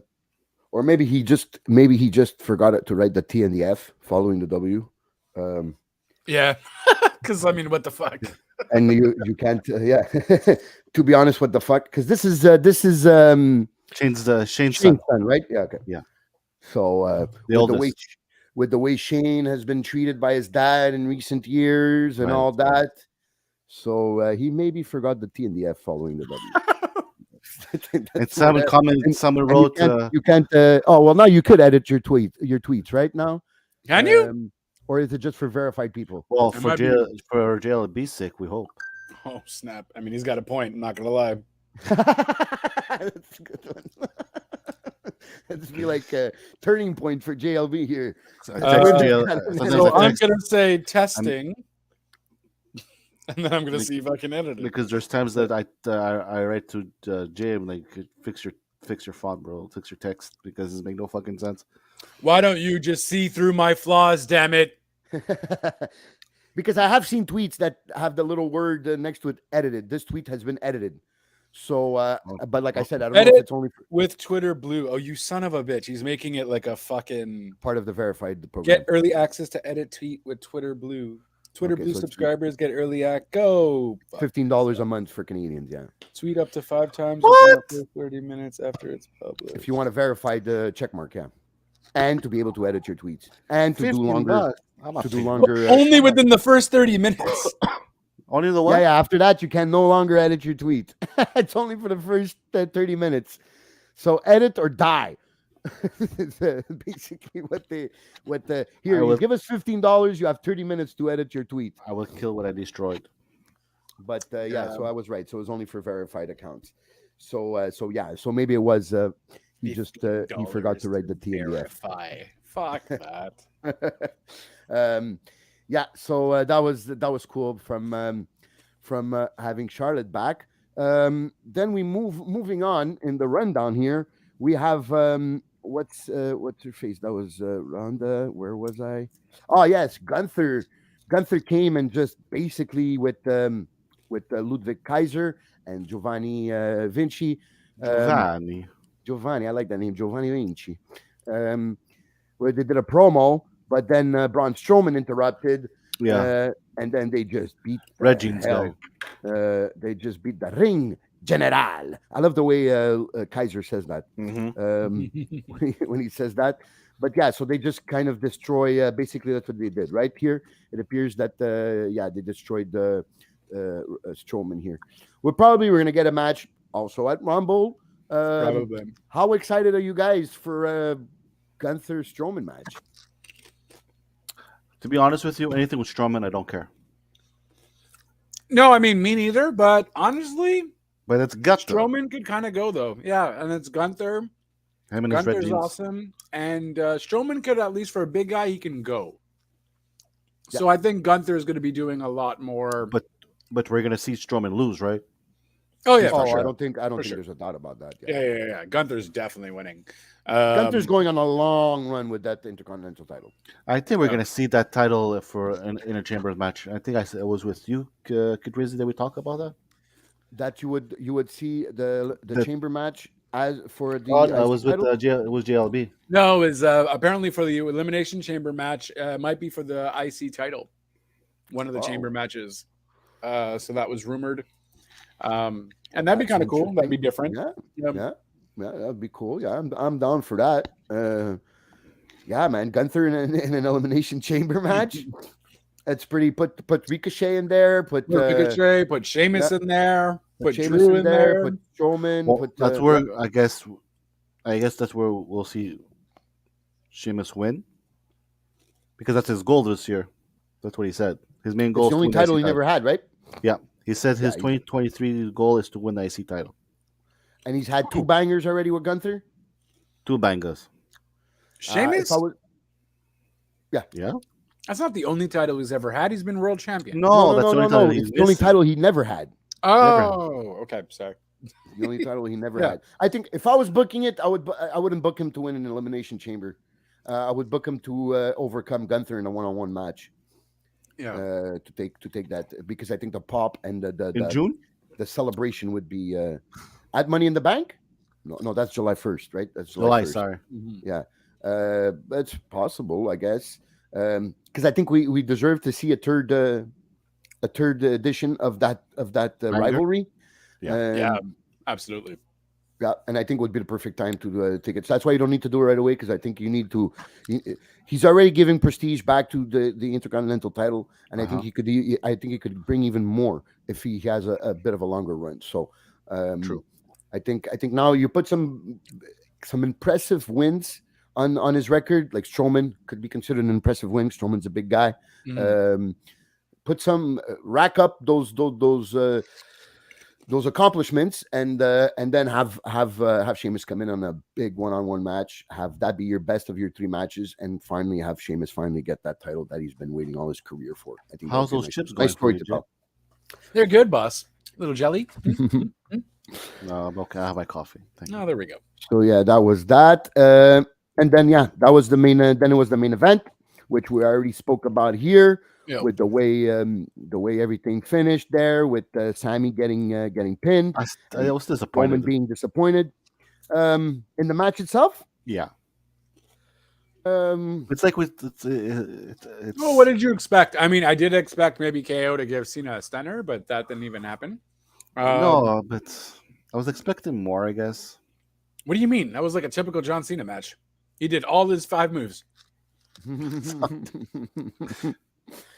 I think his energy bringing to that match was great, man. I mean, it also made a meme out of his bald spot. It was amazing. Oh, I missed that one.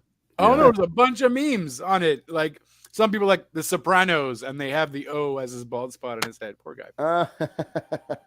Okay, but I enjoyed it. I can say, you know, it wasn't a It was classic. fine. It was cool. but, Yeah, it but wasn't it was a classic. fun. It was the good way to main event SmackDown.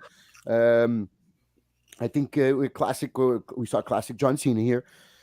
And yeah, and now that was for his only match in 2022. That's it.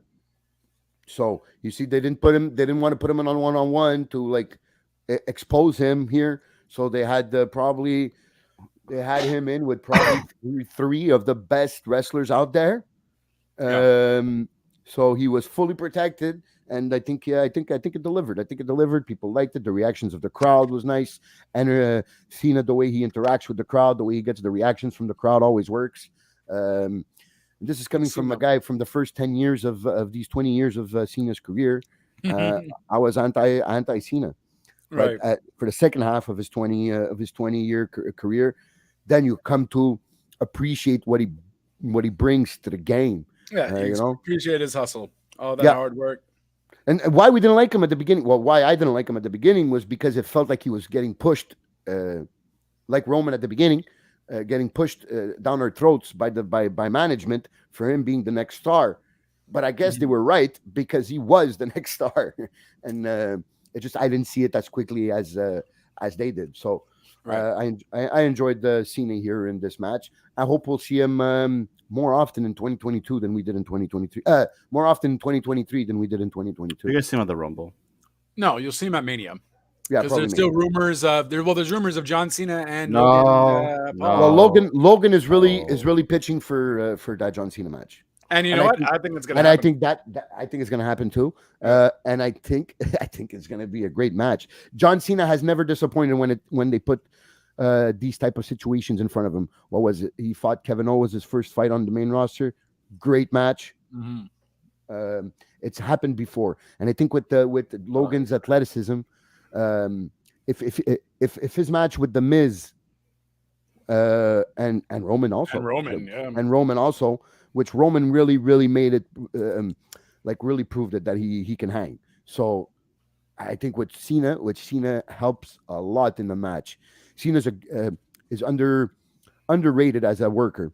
He really is. You know, we all joke about the five moves because literally it's true, but those are the 5 moves that they get that get the reactions from the crowd. Right. But if we remember that match with Kevin Owens, he was doing some stuff we had never seen him do. No, exactly. That's where he did. I think that's the first time where he did his The Code Red, right? the Code Red, Yeah. and he also, I think it was also when he did the Code Red, and also I think the Stunner too. That was the first time he did the jump stunner or something Yeah. from the ropes. Oh yes, you're right. Yes, I completely forgot about that. It was because you were the Stunner. I was confused. I'm like, oh No, but yeah, you're right. Yes. So I think with a guy as athletic as Logan Paul and as charismatic as Logan Paul, I think they could put together a great match. Depends how much time they have. This Right. cannot be a 5-minute match. No. It has to be at least for 12, 15, 16 minutes around there. And I think it could. It's not only going to be a good match in the ring, but I think it could definitely sell tickets and pay-per-view buys. It's So, gonna happen. It's gonna happen. I think when Logan brought that up to Trips, and Trips was just like, "Man, if Cena's down, like that is a moneymaker. Like, let's do it. Let's do it." Oh, The promos back and forth would be cool too. The rumors were Austin Theory and Logan Paul, but definitely Cena, or it was Cena and Logan versus Austin Theory. Austin Theory, yeah. But the no, Logan is a much better option right now. definitely a much better option. Yeah. Theory's Yeah. getting good. I am enjoying his get back gimmick, his reinvention, but Yeah, he still has those work guys to do. those guys are the past, and he's the now. But he still's got to Fair work enough. on his promo skills a bit. So A bit. he could definitely put on bangers in the ring. could. And he's getting better. He's getting better on the mic, but he still needs a bit more work to get like top tier level there. But he's gonna get there. He's young, so he's gonna get there. I'm sure. I have confidence in theory that he will get better because he's not horrible on the mic. It's just he just needs a little tweak here and there and more confidence in the message he's trying to portray. Well, I think also too is the direction. of where he needs to go. You know what I mean? They kind of gave him like after when he reinvented himself, they kind of did something with Ziggler, and then they kind of stopped the next week, and then they rehash it again, and it's just like, okay, guys, but give him something consistent. You know what I mean? Like the problem is we don't really have a direction, or we know of a direction of where he's going, so he's kind of back in limbo again. So he got that reinvention, we all got hyped behind him again, but then he's just kind of there again. You know, so that's. I agree, because a few weeks ago you were thinking, oh, nice, because now there's all these people after Theory and after the U.S. title. Right. It's making Theory look good and look important and all this, and then bang, Bobby Lashley's been out. Okay, Seth's still there. We haven't heard Dolph Ziggler in the last. Maybe not. Seth is apparently injured, right? Yeah. Oh, he was. I didn't hear that. I didn't know that. After Raw, he apparently was limping to the back, and he even kind of fell. And then on his Twitter, he wrote rebuild, reclaim. What is it? Redesign, rebuild, reclaim. So obviously that's an odd to his architect gimmick, but maybe he needs to heal up for his injury, but no confirm if he's like out like for a long term there. And did you see the rumor about my God, I'm blank. Bobby Lashley's Bobby Lashley's old team coming back? Hurt Business. The Hurt Business? Yeah. Oh no, I did not. Where'd you hear this? Oh, there was a picture taken when Bayley was coming out of the ring with her group. That Bobby Lashley was with MVP, Alexander, and Benjamin behind the scenes. Oh, like kind of an Easter egg thing, and behind your kind of okay, yeah, that could be a possibility. I know they've hinted to that in the past, and I think they recognized that it was a mistake breaking them up. Yeah, for everybody involved. I guess especially Cedric and Shelton here. Shelton, yeah, and MVP. And MVP too, yeah, MVP too. You guys put me with Omis? What the fuck is this? Yeah, because it didn't work out at all. MVP can do miracles, but not with shit. You can't turn shit into gold. So I'm sorry, you might be able to turn what is it the saying there? A diamond in the rough, right? Into a diamond, which Bobby Lashley was that. You just needed to be refined, but Omos, there's nothing to do there, so it wasn't going to work. So MVP would definitely enjoy Hurt Business. But he's next Andre the Giant. If you filmed a really, really low budget film and you needed an Andre the Giant, maybe Omos would be the one playing him, perhaps. But Andre had charisma, man. Andre had that's fair. But I mean, have you seen his movies that he's had? Well, the Princess Bride.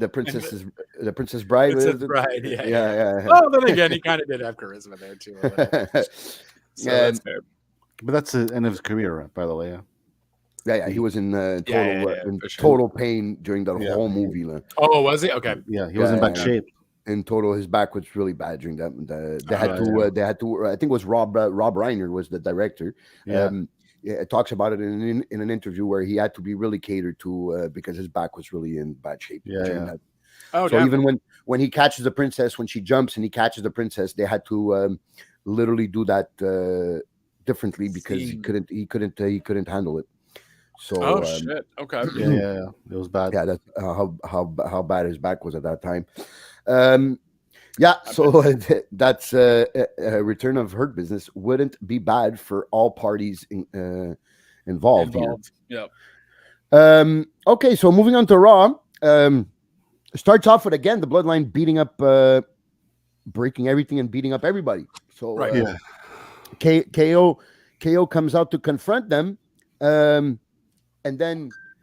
So whatever, they're trying to. Pierce comes out. They don't want him to fight. Pierce is saying, "Okay, they've had this power too long, and it's his fault. He has to put his foot down." Blah blah blah. And blah they're blah. all going to be in matches now, and so on. Yeah. So the security guards come and they beat up the security guards. So then Kevin Owens comes.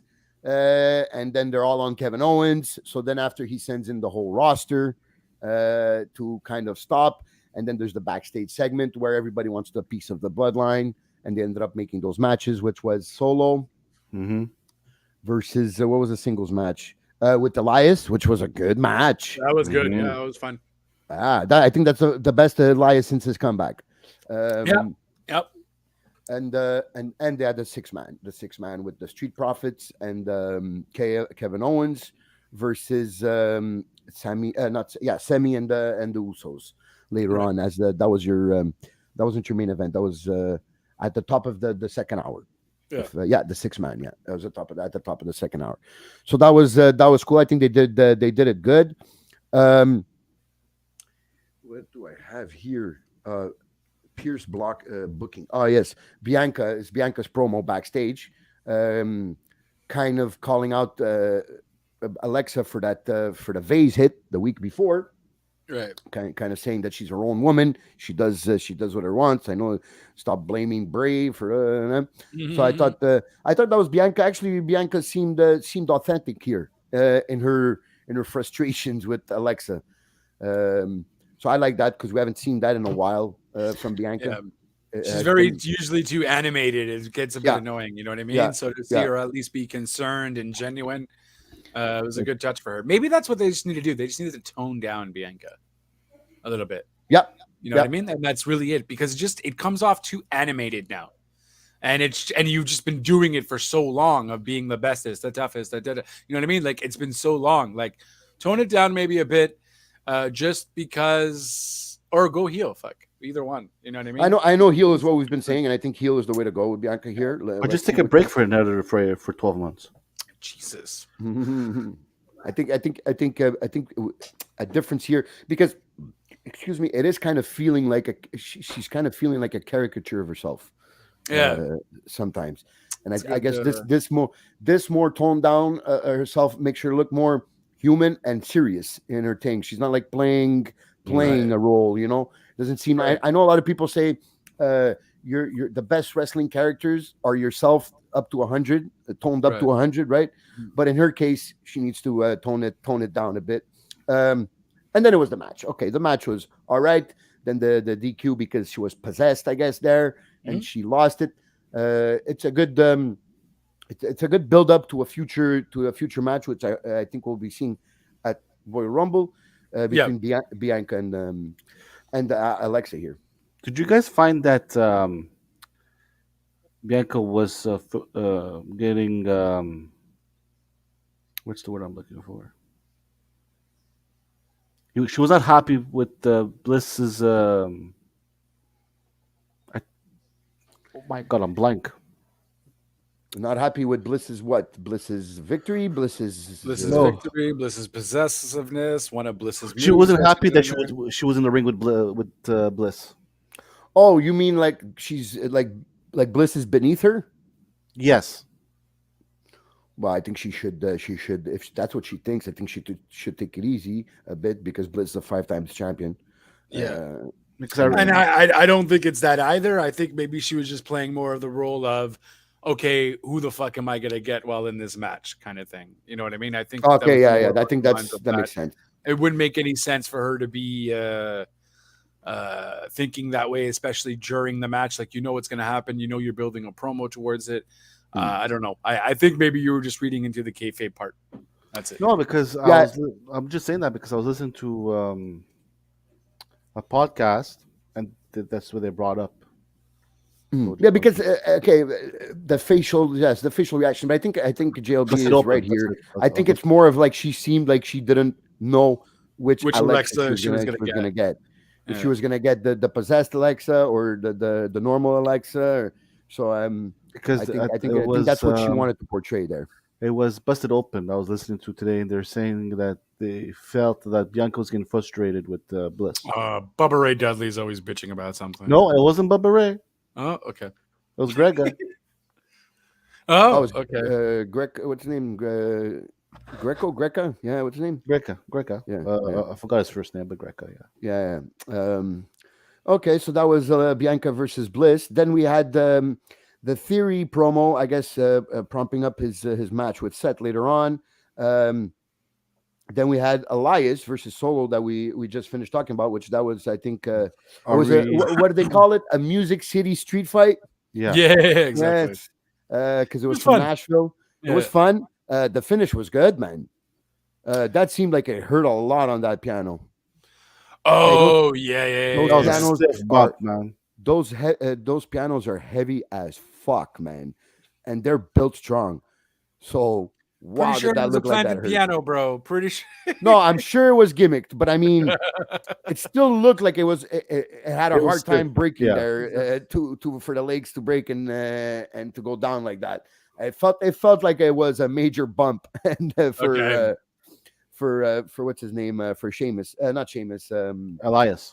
there. Elias. So yeah, I enjoyed the match. Like I said, I think it was Elias's best. That was Elias's best since he's back being Elias. Yeah, I think we said that. Then it was the 6-man. Yes, the Bloodline against the SPKO. So Street Profits and Kevin Owens there. Also great match. I think Montez, and I know I've said this before, and it might feel redundant here, but Montez is a star. Yeah. Yeah. Well, I mean, and even with what Dawkins did too, he lost a Yeah, he lost little weight. bit of weight. He toned up a bit. He's making himself a little bit more promising in that regard. So, and he's doing moves that I feel like we haven't even seen him do. I was in a just while. about to say that. Yeah, you're completely right. He's opened his move set. Because he was maybe in that category of doing the 4, 5, 6 always same 6 moves. Right. But it seems like he's putting the work in, and we know his work ethic is high because he stayed 6 years in development before Exactly. Before getting put together with Montez for the Street Profits and NXT. So we know his work ethic and his dedication is there. So props to him, man. He's making himself.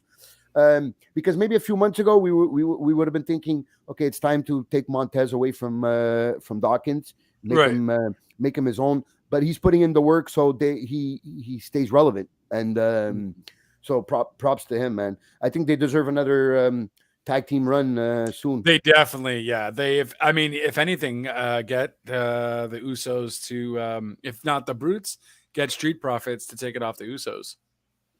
You know what I mean? Yep, that's a very strong possibility, because I think Viking Raiders should be destroying tag teams a bit more. Man, I stopped caring about the Viking Raiders. I think this new thing with the what's her face, I don't know her new name there, but Bianca Viala. No, not Bianca. No, I said Bianca. It's Bianca. Oh, I don't remember her name. So what, BFAB? But Laura Hogan? No, Logan. Sarah Logan. Sarah Logan. Yeah. Sarah Logan. Yeah.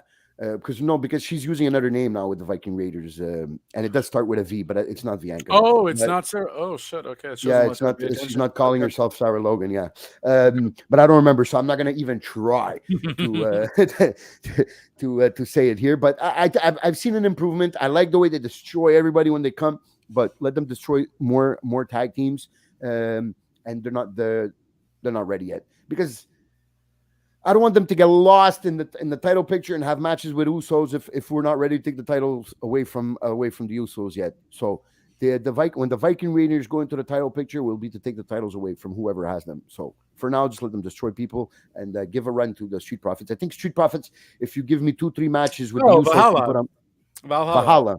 Okay, I was close. Absolutely not. Yeah, absolutely. yeah. Let's call a spade there. It's I said Viaca. Yeah, it's like vodka. I mean, like vodka. It's Valhalla. Or vodka, yeah. Totally different. It's fine. It's fine. We all make mispronouncements, okay? Yes, like I just did there. So we're good. We're good. Don't worry about it, Mr. Vodka. Don't worry. Oh, thank you. Then we had another good match. I was surprised about this one. Now I can't wait to hear your opinions on this one. Unless Jonathan, you want to finish with something? No, finish that. Then I'll say we had the Alpha G. I wrote here. Gable versus Loomis. Yeah.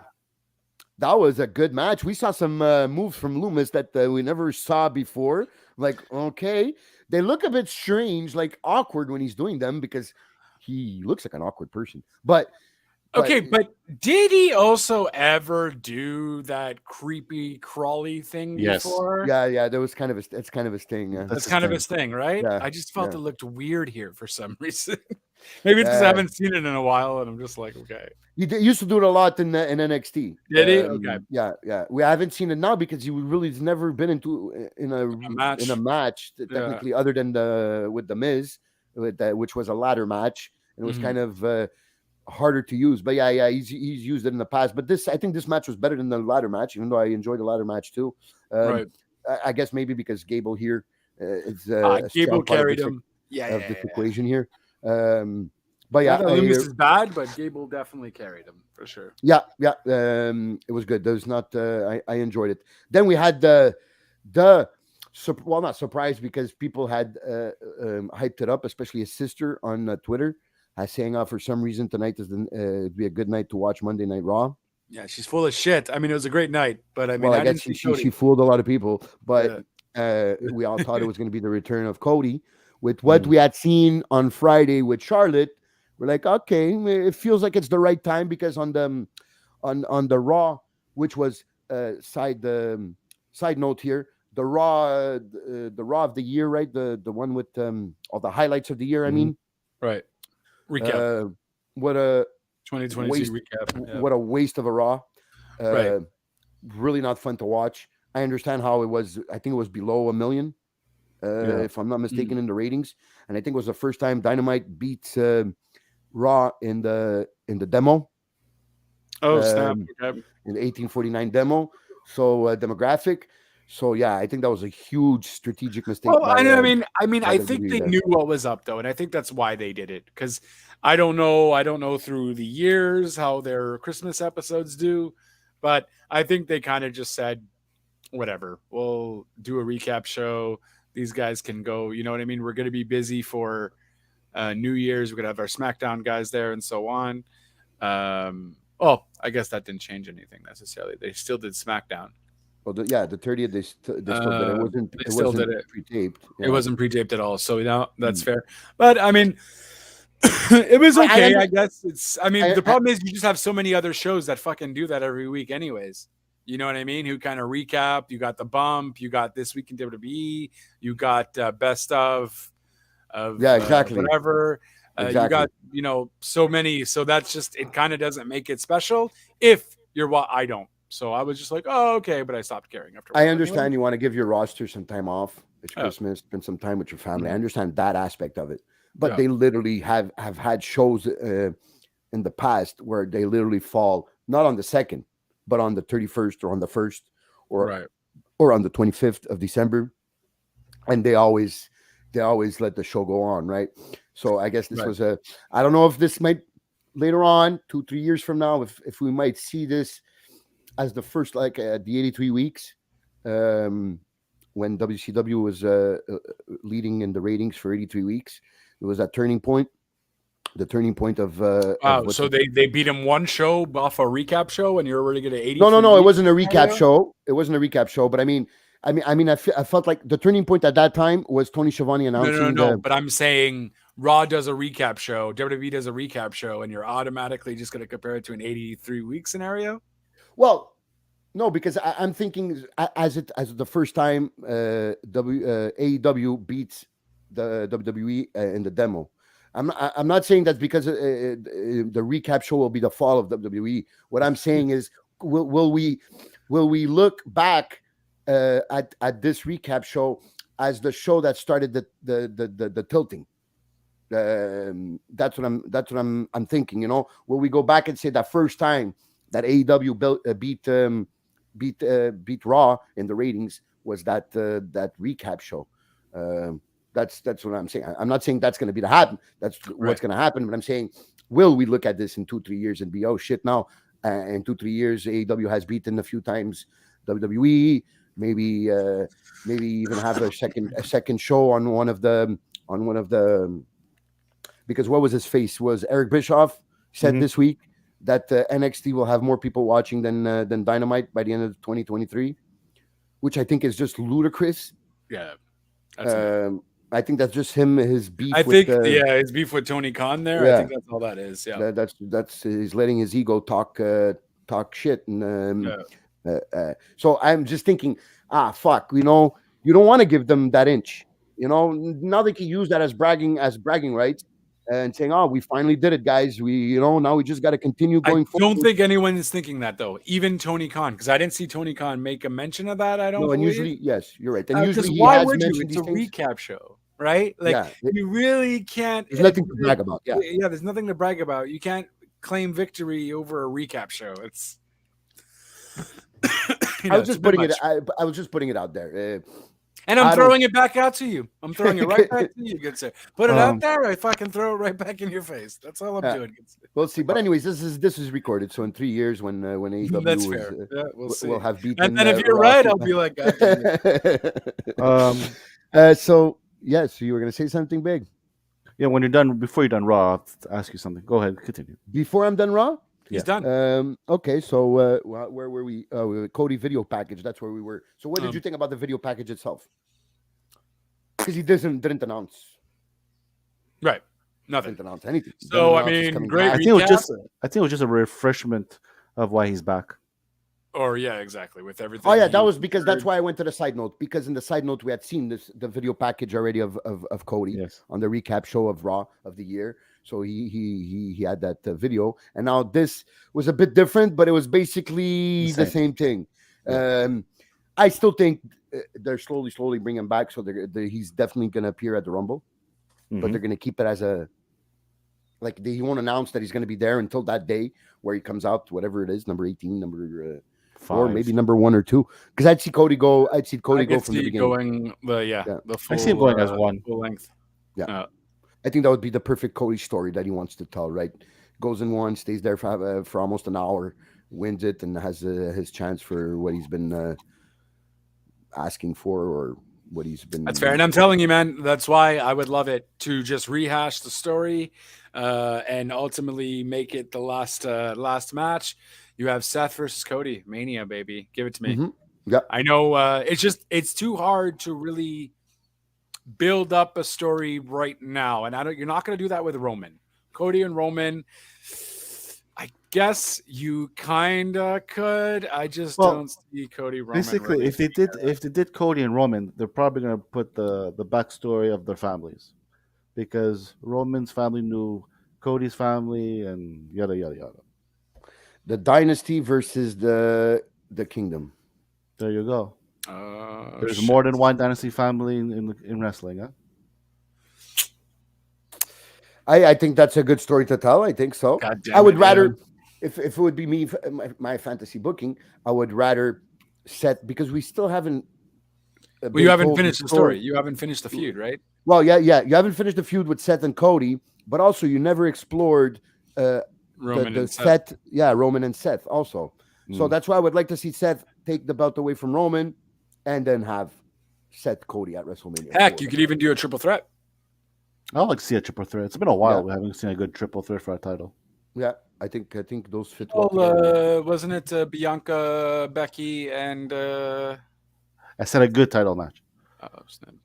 I thought that was a pretty decent match. Sure. Becky and Bailey, yeah? Becky, or Becky, Bailey, and Bianca. Yeah. Yeah, mini manimo. Wow. Way to diminish so misogynistic of you. Mimi e Coco e o Cago Mukats. Bravo. But yeah, so I think we'll see Cody at Rumble. I think, and hopefully I pick his number in the pool. Yeah, we have to talk about that details. Yeah. So, but it's easy. Like I said, it's easy, man. You put 31, you put 30 numbers in a hat, and everybody picks 31. He's already fucking up. Look at him. Yeah, 31. Depending on how much he's had to drink, you put 31 numbers in the hat, and we're all fucked. No. Make sure we do. We put the numbers in that. We make the numbers before we start drinking. Or whatever. Yeah, exactly. I mean, whatever. There's a fucking I'll app take- for that at the end of the day. I'll But take like, care of. like I'll I take said, care of it's the numbers pretty since I don't easy. drink. It's pretty easy. You put 30 numbers in the hat, and everybody picks a number, and whatever your number is, that's your wrestler you get. And if he wins, you get it. It's you can't get more easier than that. So that was the video package. Then we had Damage Control promo, which was basically, and then she accepted the fight with Becky against the tag team and champions, Becky the wanted 2-on-1. to- Exactly. And they brought back, this is what I've been waiting for, because we talked about this like 2 weeks ago. I think it was just me and JLB there, or 3 weeks ago. And we thought that they finally gave her real name back. And now they gave her back this machine name. It's all together. So Mia Yim is still there. Mission is like her nickname. It's her nickname. Kind of It's- thing. yeah. But on the Titantron, it was written Machine. Yeah, because she's crazy. That's why. It's like when Becky Lynch comes as the man. Yeah, that's it. Oh, So that okay. shows. See? One job. Okay, I understand now. That makes sense. Because the commentators are also calling her Machine. Yeah. Well, I mean, they're trying to see how it goes, but I feel like they're even fucking up on her name. So I think it's kind of like the nickname. Like Sasha Banks was the boss, and Okay. That's what they wanted. Becky was the man, and Mia Yim is Michin. Which 3/4, if not more, of the people have no clue what the fuck that means. It's crazy. Right. Well, I mean, 3/4 of the people should maybe also learn how to Google. I don't know. Yes, but you're watching that. You're like, okay, it doesn't really. The man, you understand. Becky is trying to be the best. But whatever. It still sounds weird when I heard it. I'm like, who's this new person coming in? And I'm like, oh yeah, it's true. And why does she look like Mia Yim? Yeah. But then it became a regular tag team match. Nothing special, nothing great about that match. I guess it was just to further the storyline of Becky and Damage Control there with Bailey. I guess it was more for that. I really like Mia Yim's look though. Yeah. I really find it cool, man. She really has that South California vibe to her. I know she's from Compton, so that's why she has that vibe coming. But I really like the way she looks, and she's good in the ring too. Oh yeah, no, for sure. Then out to join back. That's it. And then I guess there was. I can't believe we didn't talk about this. Oh my god! And this has happened since New Year's, right? No, since Christmas. Okay, so we're gonna talk about what I wanted you to talk about. Okay, go ahead. For Dominic. God, thank God you're talking about this. I'd rather see I'd rather see paint dry than to listen to him talk. I found it was great, man. I found he's playing the character of a little spoiled brat perfectly, man. It was pathetic. Well, that's the point. Yeah, that's the point. They want you to they want you to think that. That's why he's like, I won't. When he says in the cop car, I won't make it in jail. I won't last long in jail. Big Red, he wants you to think he's sounding like a pussy. Oh. Big Red, this is the joke, and this is you. No. It was wrong. It should have never been on air. It's just for comedic factor. It's not supposed to be. It was serious not funny. It was not funny. I thought it stupid. I mean, I don't know. Maybe didn't see that. Maybe someone shot in your cornflakes that morning. I'm not sure. No one shot in my cornflakes. I don't eat cornflakes. Okay. I enjoyed it. I found it funny. I was laughing when he's in the cop car. He's saying, "I won't last long in jail." When he's doing, and then he did hard time, man. Hard time. That's it. Teardrop and all. Teardrop and all. That was the point. I think that whole PSA aspect of it, with the white background, the public service announcement, where he did some hard time, and he knows what it is. Toothpick. Yeah, like, seriously, bro. Seriously, that dude, fits perfectly in what you want to, what they want you to think of him. Hell to the no. They know it's not people... supposed to be serious. Legit with this promo, he legit has done any promo better than his dad. Excuse me. Mm-hmm. Repeat that again. Ray can't promo. No, Ray's not the best at promos. Definitely. Ray's, but I mean, it's easier to promo. Dominic's not close in ring ability. Not at all. Not at all. Yeah, but this segment. Just keep on going with that. It's fun. It's fun. I enjoy it. I enjoy making fun of, because I was telling my friend, I was watching it with my friend, and him, he doesn't watch wrestling. So and then he was like, well, who the fuck is this guy? Exactly. What the fuck? And I'm like, and then I explained it to him, and then he started laughing. He goes, "Oh, now it makes sense." Because he's a, what have we complained about Dominic for the last 2 years is that he seems like he's being protected. He seems like he's a little bitch. He's He is a little bitch. So it works. Well, that's why he went to prison. He became someone else's little bitch. God forgive No, but that's it. But honestly, that's what you kind of need, though. I mean, look, I don't think he's the greatest acting of it, but he's also not trying to act tough. Yeah. He's trying to act like a wimp and so on and so forth. And it's good because you want to hate him. You think he's a spoiled little bitch and that he's better than anybody else. But at the same time, why the fuck? He better show up with that teardrop every week to Raw. I swear to God. If that teardrop is not there every week, I'm going to fucking get pissed. The guy goes to jail for 24 hours. He gets a teardrop, bro. It's amazing. It's fucking. Or you're going to give me a segment of him getting laser removal and mommy helping him there, comforting him. And that's the only thing I don't like. Maybe I think he should change that mommy thing because it sounds he's not saying it right, and it sounds like too much. Yeah, exactly. It's sounding too much like mommy there. Mommy. I think Pappy is okay the way she does it, but him, I know they're trying to push it through and they're trying to make it because it might sell some T-shirts, but I don't know. It doesn't sound right in my ears when I hear it. It sounds like it's sounding like mommy, but everything else, it worked for me, man. Yeah. It worked for me. So yeah, after 2 years, I gotta be real. Yeah, after 2 years of dropping bombs on him. Saying how bad he was and how he didn't deserve to be there. Well, and to your point, also, Big Red, you're the one that gave Rhea Ripley Wrestler of the Year. So this is your fault. This is your fault because guess who created the Dominic we know now? Mr. Mommy himself. No, Mommy did not create Mr. Pussy. Yes, okay. Yes, he did. No. What happens when you get into a relationship? Yeah, what happens when you get into a relationship? Some people get whipped, and there you go. That promo was pathetic. Oh, and behold, you get a Dominic. We've all been a Dominic in our life, okay? We've all been a Dominic in our life. We get whipped, or at least met one. Or at least met one. Well, no. Anyhow, I like that. I would like to see the peak. I would like to see the peak in of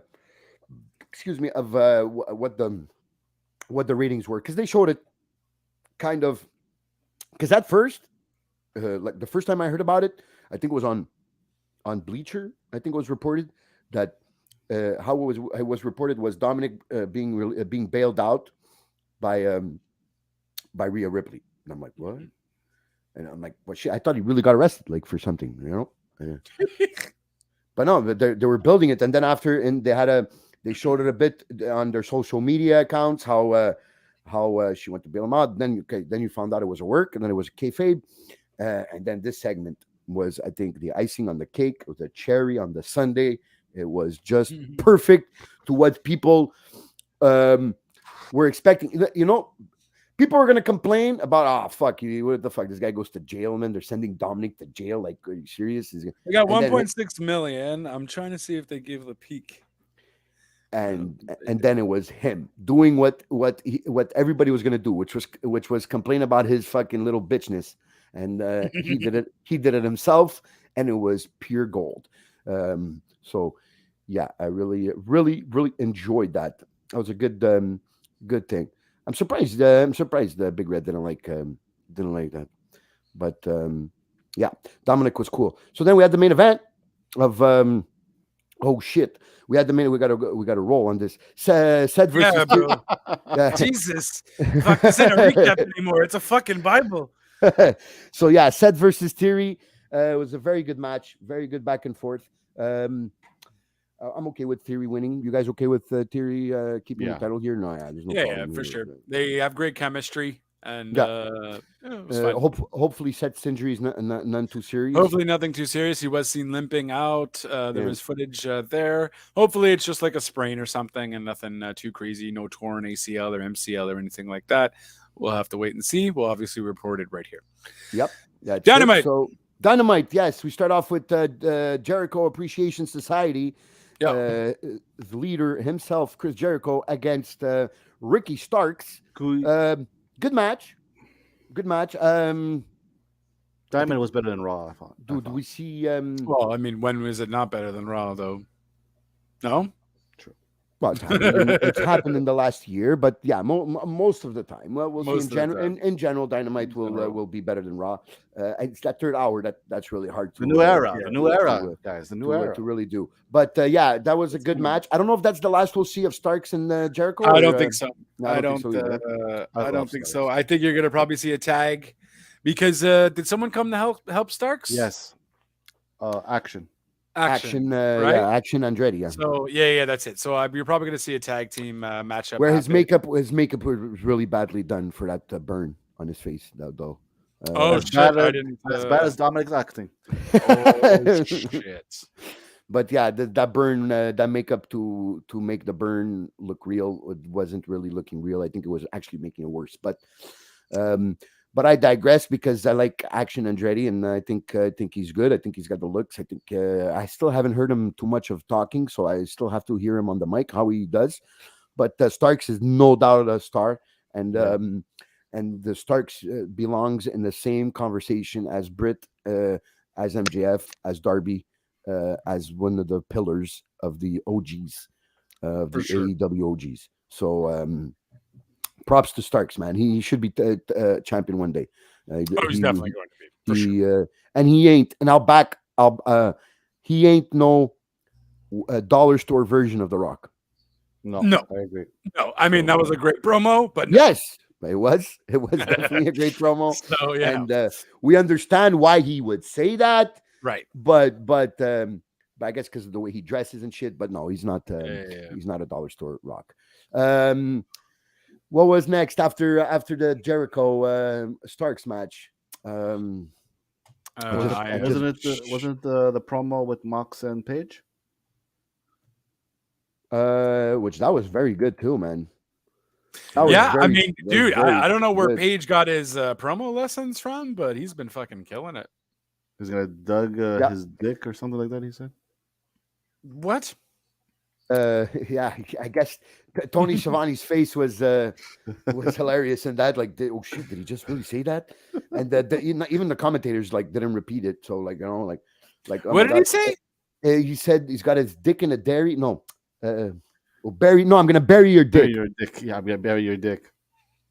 Yeah, that's cowboy shit. Yeah, it is. It is definitely cowboy shit. Bury your dick. It was a bit much.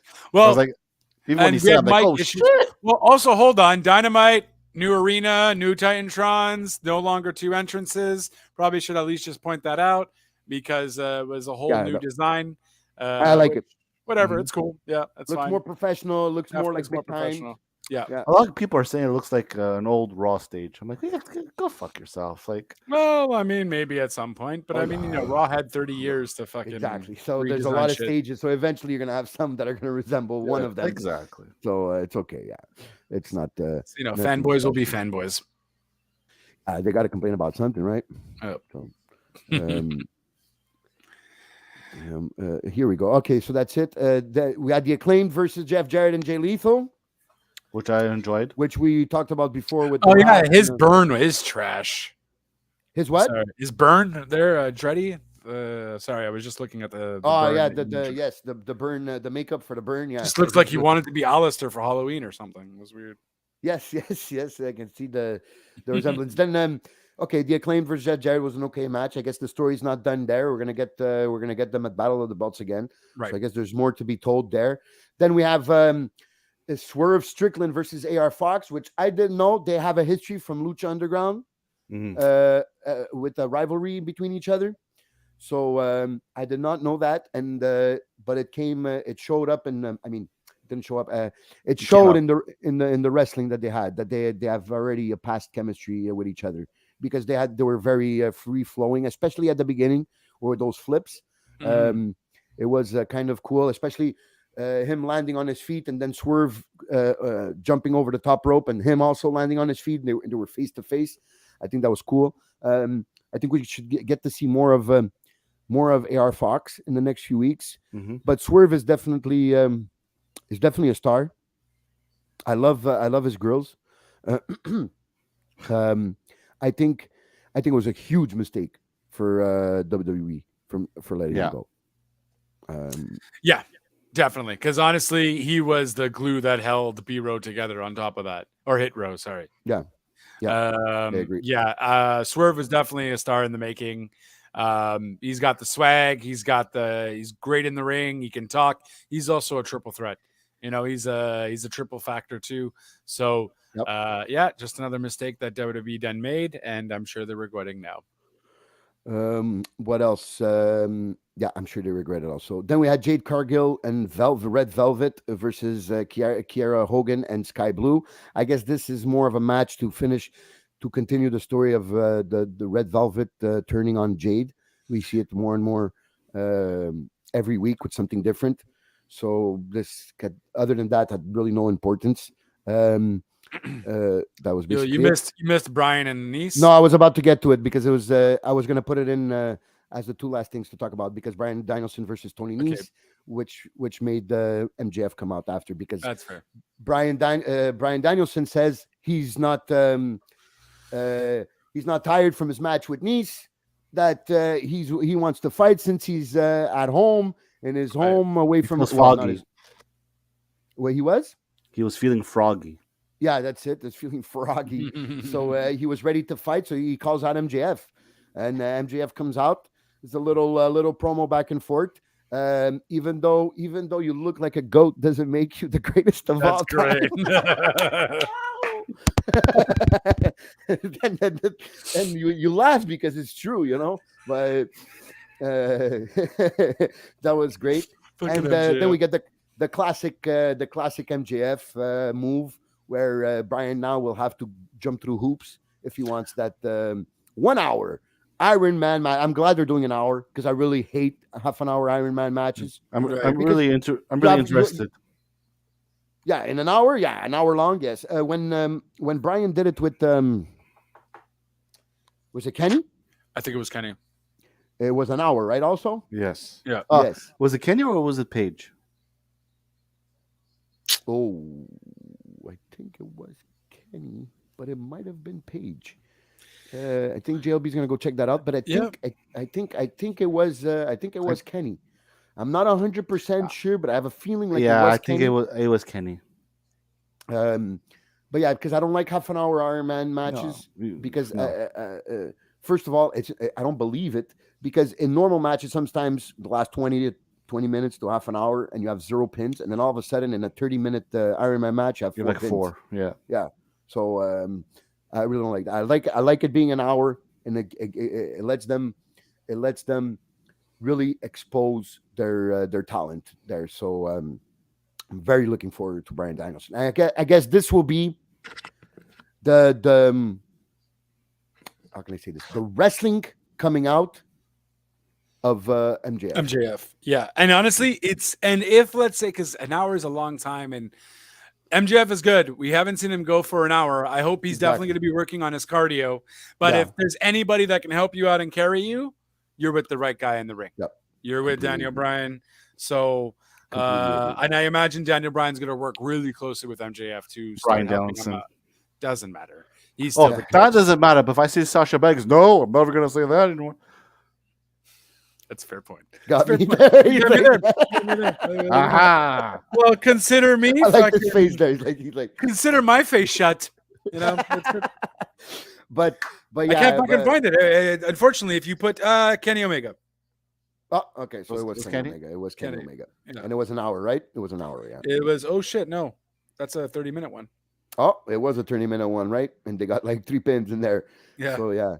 So I'm glad that they fixed that, and now they've gone to the 1 hour. And they put the emphasis on that. They really wanted for people to understand that this was going to be an hour Iron Man match. So So I think this is this is going to be MJF's coming out as a real deserving wrestler here. I think we saw a glimpse of it, like JLB pointed out many times with the Darby Allin match. That we saw a glimpse of that MJF, but I think this will be the time to where we really see what MJF can give us out of a worker as a worker. Yeah, and even his last match, who's his last match with? His last match was at Ricky Starks. Ricky Starks was also fucking awesome too. Like he's always been improving bits and pieces. We also see him did really well. Who was it with Ricky Starks though, where he did the tombstone pile driver on the corner of the ring? Yep. Yeah.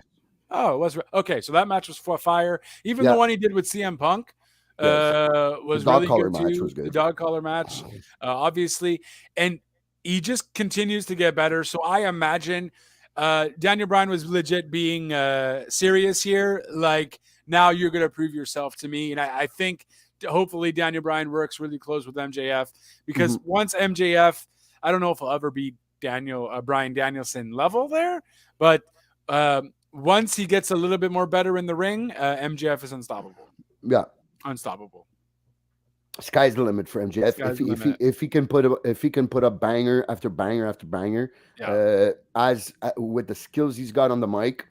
I think sky's the limit. And he doesn't need to be Bryan Danielson, right? He doesn't need to be that good because he has that whole heel work, heel tactic, Ric Flair strat, piss off the fans, yada, yada, yada. Also, I mean, then again, we might also just see a bunch of bullshit happen in the ring too, right? It's still an hour. How much can you strut? How much can you get out of the ring? Not want to deal with him, yada, yada, yada. Maybe you pull off a few cheat wins to get a few points. So we will see, but I am fucking stoked. I am excited for this match. Yeah. Let's fucking go. Yeah. And it's MJF, so you would expect some of those shenanigans to happen. You will. It is MJF, but it's part of that whole MJF thing. So as long as in that hour you put some of those shenanigans in, but also you give me some crazy spots and some crazy wrestling there, psychology. I think it will be a success there. Absolutely. Especially because the guy he's in there with definitely is gonna help out. So it's the perfect dance partner for MJF to do his wrestling coming out and really have his explosion of the person or the wrestler that is MJF. Okay. And he's never fought Daniel Bryan, right? Nope. I don't think so. Nope. Okay. So nope. That's going to be an interesting first matchup. Yeah, and that's at Revolution, right? That would be at Revolution. Revolution. 5th. What are the hoops? We just don't know what the hoops are, right? He's just gonna have to face whoever MJF wants. Whoever MJF wants. So he's definitely gonna do. Daniel Bryan is probably gonna get his best fucking workout because it's probably gonna be some crazy ass matches that Daniel Bryan is gonna get now from until February 8th. I'm excited. I'm stoked. I imagine he's going to face maybe Ethan Page again. He's probably going to face Morrissey or Big Bill. But that's the thing. I thought about that, but doesn't he still have beef with them? Morrissey's in a feud with Jungle Boy now. I know. But these matches with Daniel Bryan have no real significance for their rivalry. It's just going to be a one-off. But I'm saying, doesn't MJF still have beef with the firm? No, because I think he commented that listen, what they did to me, I would have done the same anyways. I respect the effort. He did say that. Yeah. So he's just kind of like he's there again. He's on retainer there. Well, I always forget the fucking. It's the faction on retainer, yeah. Yeah, it's not the faction though. There's a word that they use. Stable on retainer. The stable on retainer. But it's faction or stable. It's one or the other. Google it. Stable. No, I'm done Googling. I fucking Googled it. I need to use my brain for once. We had the main event, which I was a bit disappointed in. Samoa Joe versus Darby Allin. Disappointed of the ending or just the match in general? The match in general. I thought the match was all right, though. Yeah, it could have been a bit better. I don't know if you needed that ladder spot, but it's because it's exactly that. It's we've seen the beating Darby takes. Like it's been done. I understand Samoa Joe is a beast, and he's Right. supposed to be a destroyer like that. Right. But it's becoming okay. I've seen Darby Allin take a beating. Yeah, I've seen that a few times. Right. I know what they hinted the past few weeks with Darby being mad at Sting. Do you believe in me? Nobody ever believes in me. Bro, you should have turned on him. Yeah. Sting should have turned on Darby. And made Sting Sting heel. should have been yeah, man. Fucking do it. Fucking do it. I was waiting for that. I'm like, oh, just fucking do it. Let's go. This would give more sympathy on Thing. Because what else is Sting gonna fucking do? Just turn Sting heel. Sting has never been heel in his career. Well, it's about fucking time. No, you can't. You don't turn Sting heel. I don't know. No, because you wouldn't expect it. It's a swerve. No, you can't. You don't turn Sting heel like you don't turn Ricky Steamboat heel. It's something you just don't do. Well, fuck. Rules are meant to be broken, good sir. Not that one. That's fucking meant to be broken. I see more Darby as a heel than Sting. Yes. Definitely. I think I'm Yeah, but you can't make him heel when he just won the title. I guess you could. Yes, you could. I guess you could just like right off like that. I'm intrigued of what he would do. What he would do as a heel. The swerve would. I mean, oh yeah, it definitely would have made the how do you say? It would have exploded the internet and social media. Definitely, Sting turning heel, and everybody would have been left with their mouths open. Definitely would have been a big moment there for AEW. But I just think for long term success, I think we deserve to see Darby turning heel. No, for sure. The only thing that bugged me a little is that they made Darby beat Joe, but Warlow nothing. Well, so now Darby, that's something I wasn't sure. I didn't catch at the end. Does Darby have both belts? No, he no, just has Just the TNT, right? Okay. So Darby's back on TNT champion. Wardlow, because then Wardlow versus Wardlow versus Darby doesn't do it unless they're putting unless Wardlow goes ROH. Yeah, with a new look. That's why they cut the hair. Unless Wardlow goes to ROH. I guess they're cutting off his ponytail or whatever that was. Yeah, I guess. Yeah, and have because him that's still starting, there. Right? Yeah. I guess that makes sense. Makes sense. And you're starting. We've complained about having all this baggage and these wrestlers on AEW. It's too much of having this ROH titles being defended always on AEW. So I'm not going to complain about the opposite happening now. So I guess they deserve. That makes sense for Wardlow to go on to ROH and continue the feud with Samoa, because I think that's a good feud to work on. Because and now start something new with Darby. Yeah, I'm okay. I'm thinking we're gonna get Ethan Page probably, or Bill Morrissey, or a Big Bill probably against Darby soon. I think we're gonna get guys that are not in the AEW. Oh, you mean like what Cody did? Like have open challenge for indie guys? Yeah. I mean, an open challenge thing might happen. I could see definitely Darby doing that. Yeah, I just don't know. I do think maybe Darby heel though would have been also perfect. Maybe fuck Sting up or something. But then the problem is you kind of just make a thing with Sting, which I mean, I guess they can do if it's a cinematic match. Darby's good with the video. Cinematic matches, let it go, bro. Well, I mean, the last match was pretty good. Darby, Sting, and one-on-one. I don't think you'll see Sting on one-on-one matches. Yeah, you won't see Sting on one-on-one. That's why I'm saying if they're gonna do a one-on-one, if they're gonna do a rivalry Sting and Darby, there's gonna have to be cinematic matches involved, because Sting won't go one-on-one, especially against Darby. No, it's nothing to take away from Darby. I'm just saying. No, I'm just saying. Poor Sting is gonna fucking yeah. Unless you have Sting just completely just beat the fuck out of Darby for the whole 15-20 minutes. That's the only way you could do it, because there's not a Darby way. randomly goes for a coffin drop and then he wins. That type of thing, because there's no way that Darby can protect Sting in that ring at 100%, just because of the mere fact of the weight difference and all that.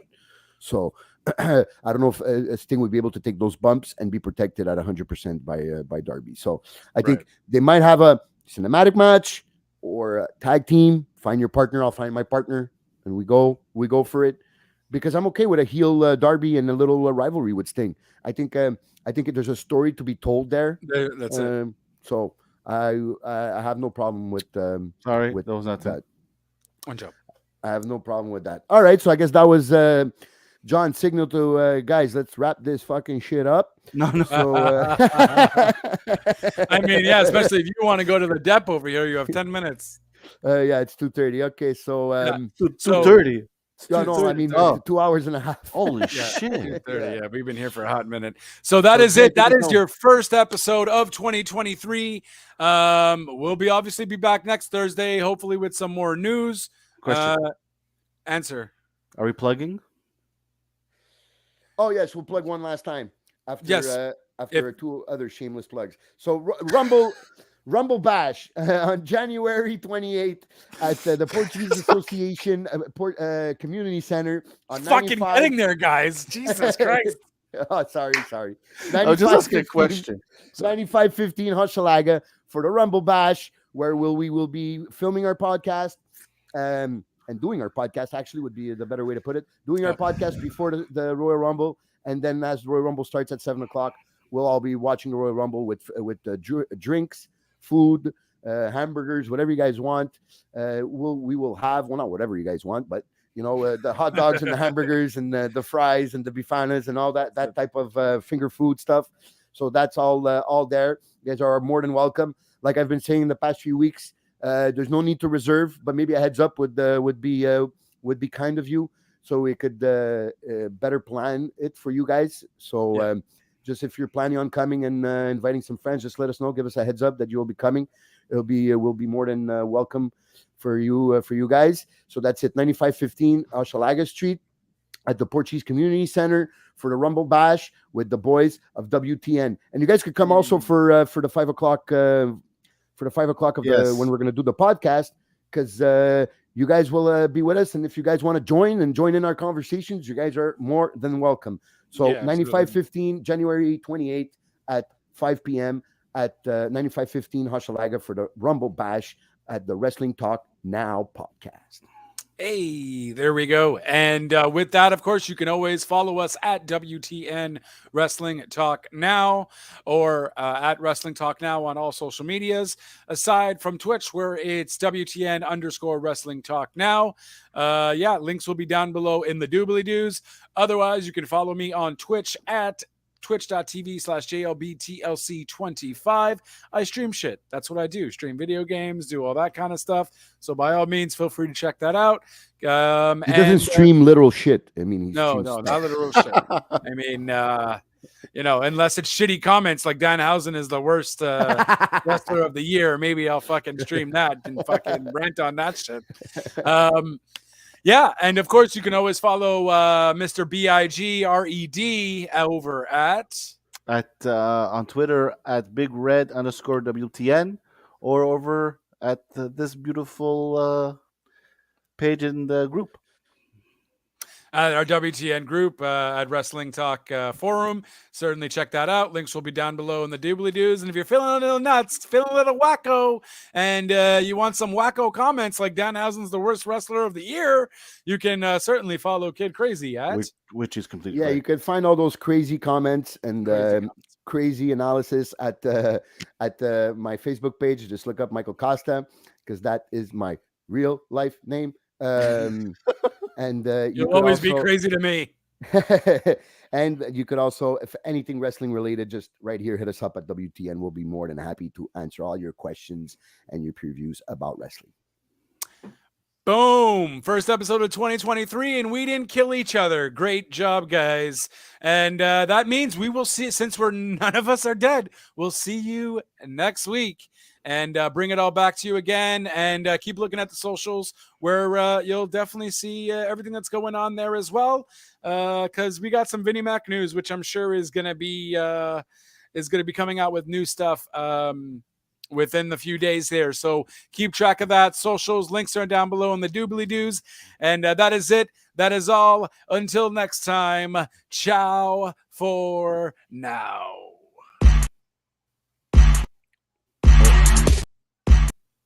Son of a bitch, I was doing it. Go, do it.